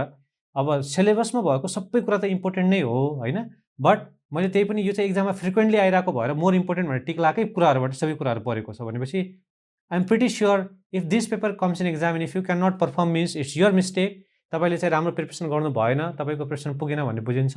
सो अब नेक्स्ट एटेम्पमा पनि सिमिलर टाइप अफ क्वेसन्स भनेको मतलब तपाईँको within the syllabus and then within the whatever concept you have studied. So आफ्नो जुन सिलेबस छ, आइक्यानको जुन तपाईँको बुक छ प्लस तपाईँको टिचरले पढाएको बुक छ, जेनरली टिचरले पढाएको बुकभित्र आइक्यानको बुकको सबै कुरा आइसकेको हुन्छ, त्यही पनि कतै के छुटेको छ भन्नको लागि तपाईँले टिचरले पढाइसकेपछि हरेक च्याप्टर चाहिँ आइक्यानको बुकमा गएर यो भइसक्यो लाइन बाई लाइन चेक गर्नु पर्दैन, कन्सेप्ट वाइज चेक गरेर यो चाहिँ नयाँ कन्सेप्ट यहाँ रहेछ भन्ने कुरा त्यो कुरा इन्कर्पोरेट गर्नुभयो र आफ्नो सिलेबस एकदम स्ट्रङ बनाउनु भने तपाईँले इजिली एक्जाम पास गर्न सक्नुहुन्छ with good marks. Plus the other thing is practising how to write the answers. त्यो कुराको लागि मैले तपाईँलाई बार बार ट्रेन गराइरहेको छु, बार बार भनिरहेको छु। हरेक चाहिँ एक्जामिनेसन सिरिजमा चाहिँ हाम्रो सजेस्टेड आन्सर डिस्कसन सिरिजमा मैले यो कुरा तपाईँलाई फोकस गराइरहेको छु र I hope you understand the gravity of what I am saying. It's not just about studying and understanding, it's also about practicing with the formats and speeding up and doing the time management thing. Okay, अब हेरौँ एक्जामिनरको comment. Question number 1, couldn't quote the provisions of standard. जुन question number 1 मा हामीले accounting standard plus corporate लको question गरेको थियो नि होइन, त्यसको कमेन्ट छ जेनरल प्रोभिजन राम्रोसँग कोट गरेन होइन। In case of provisions and contingent liability students are confuse. यो लेभलमा आएर पनि अब त्यही भएर तपाईँले यो जहिले पनि हेर्न जरुरी हुन्छ कि मलाई पनि एज अ स्टुडेन्ट हुँदाखेरि मैले पनि यो सजेस्टेड आन्सर हेरेर आफ्नो धेरै इम्प्रोभाइज गरेको थिएँ। सजेस्टेड आन्सरको चाहिँ यो जुन स्पेसिफिक कमेन्टिङ सेक्सन हुन्छ नि, जुन हरेक सजेस्टेड आन्सरमा दिएको हुन्छ, तपाईँले यो कुरा हेर्नुपर्छ। एकाउन्टिङमा पनि छ, फाइनेन्समा पनि छ यो कुरा। स्टुडेन्ट कहाँ झुक्यो त प्रोभिजन र कन्टिजेन्ट लायबिलिटीमा झुकिरहेछ धेरैजना विद्यार्थीहरू भनेर दिएको छ अनि स्टुडेन्ट त म त लेखेरै आएको हो टन्न लेखाएको थिएँ जस्तो लाग्छ मार्क्स पाउँदैन हैन अनि could not explain properly in details to reach the conclusion generalise answer लेखेर आयो कन्क्लुजनमा ठेट कन्क्लुजन दिन सकेन मैले तपाईँलाई भने नि कन्क्लुजन दिने बेलामा अडिटरको पोइन्ट अफ भ्यूबाट के गर्ने हो क्वालिफाइड ओपिनियन दिने हो कि एडभर्स ओपिनियन दिने हो कि मोडिफाइड लेख्ने हो कि एनएसए 705 लेख्ने हो कि this things are also important भनेर बताएँ नि मैले होइन अनि क्वेसन नम्बर 2 मा overall performance not satisfactory student should quote the specific provisions of code of ethics हामीले जुन एनएसए सेक्सन 340 को कुरा गऱ्यौँ होइन अनि फन्डामेन्टल प्रिन्सिपल्सको कुराहरू जुन गऱ्यौँ त्यो कुराहरू लेख्नु पर्ने थियो स्टुडेन्टले एकदमै जेनरलाइज आन्सर लेखेर आयो भनेर भन्छ त्यही भएर 5 मा 4 पाउनु पर्ने ठाउँमा 5 मा 2 पायो होला 1.5 पायो होला क्वेसन नम्बर 3 नट डेट इन डिटेल्ड म्यानर के रहेछ एकछिन क्वेसन नम्बर 3 हेरौँ ल क्वेसन नम्बर 3 मा के पढाएको थियो हामीले ओके बेसिक एलिमेन्ट्स अफ एस्योरिङ यस्तो सहिलो क्वेसनमा पनि compliance with lodge and regulations अब हेर्नुहोस् यस्तो एकदम स्ट्रेट फरवर्ड डाइरेक्ट क्वेसन्सहरूमा पनि के भन्छ नट डेट इन डिटेल म्यानर सेटिस्फ्याक्ट्री मात्रै छ students got confuse with internal control risk भनेर भनिरहेको छ त्यहाँ अडिटरले चाहिँ बाहिर गएर एक्जिबिटवाला क्वेसन होइन त yo let's see oh sorry 3 को सी या इन्टरनल कन्ट्रोल एन्टिटीज इन्टरनल कन्ट्रोलको चाहिँ आइटीको रिस्कको कुरा सोधिरहेको छ स्टुडेन्टले चाहिँ कन्फ्युज भएर इन्टरनल कन्ट्रोल रिस्कसँग IT risk is not internal control risk नि त होइन सो इडिपी अडिटको रिस्क लेखा भयो हुन्थ्यो बरु would have made more sense होइन त्यो लेखिरहेको छ सो तपाईँलाई एक्जामिनरले बताइ पनि रहेको छ कि यहाँ स्टुडेन्टले मिस्टेक गर्यो त तपाईँलाई चाहिँ यो this is a very important thing for you to consider before you while you're practising your writing your audit answers in exam होइन तपाईँले एक्जाममा जानुभन्दा अगाडि तपाईँको प्रिपरेसन स्टेजमा यो पर्टिकुलर तपाईँको 5वटा एटेम्पको 10वटा पास्ट क्वेसन्सहरू हेरेर त्यसमा तपाईँले before reading the this part specific comments तपाईँले पहिला आन्सर चाहिँ हेर्नुहोस् म भावेको यो आन्सर लेख्थेँ भनेर लेख्नुहोस् दिमागमा या फर्म गर्नुहोस् कुनै बेला लेख्नुहोस् कुनै बेलामा चाहिँ तपाईँले फर्म गर्नुहोस् अनि यहाँ आएर हेर्नुहोस् क्वेसन नम्बर 2 को एमा मैले लेखेको कुरा चाहिँ एक्जामिनरको एक्सपेक्टेसनमा मिट भयो कि भएन भनेर मिट भयो good you are in the right direction meet भएन यु हेभ टु इम्प्रोभाइज त्यो बुझ्नु पऱ्यो क्वेसन नम्बर 4 करेक्टली नै आन्सर गरेछ भन्छ मोस्ट अफ द स्टुडेन्ट्सले क्वेसन नम्बर 4 मा के छ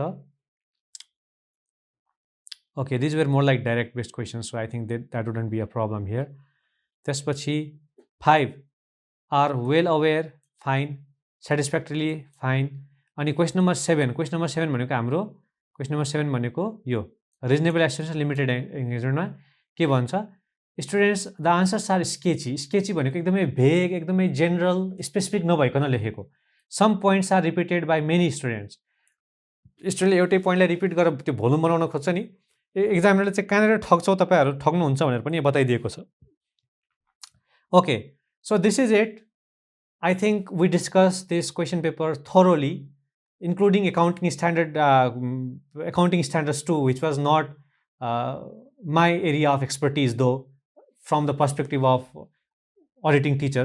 So तपाईलाई मैले आन्सर कसरी लेख्ने भन्ने कुरा बताएँ तपाईलाई मैले चाहिँ एक्जामिनरको कमेन्ट के थियो यो क्वेसन्सहरुमा स्टुडेन्टको एक्सपेक्टेसन कस्तो थियो एक्सपेक्टेसन भर्सेस रियालिटी के भयो भन्ने कुरा हामीले डिस्कस गर्यौं तपाईले कहाँ मिस्टेक गर्नुहुन्छ भन्ने कुरा डिस्कस गर्यौं कसरी प्र्याक्टिस गर्ने भन्ने कुरा डिस्कस गरेँ मैले Having said all of this, now I would like to conclude this session.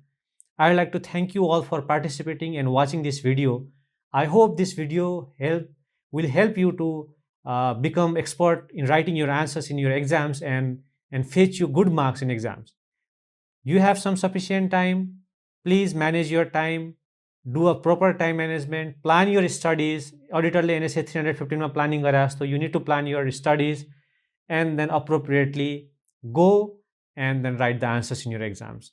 With all these explanations and all these suggestions, I would like to thank you all once again and wish you all the best for your exams. फेरि हामी next सेसनमा डिस्कसनको लागि भेटौँला तपाईहरुलाई चाहिँ CA फाइनलमा भेट्छु भन्ने मैले आश गरेको छु. Thank you very much. By by.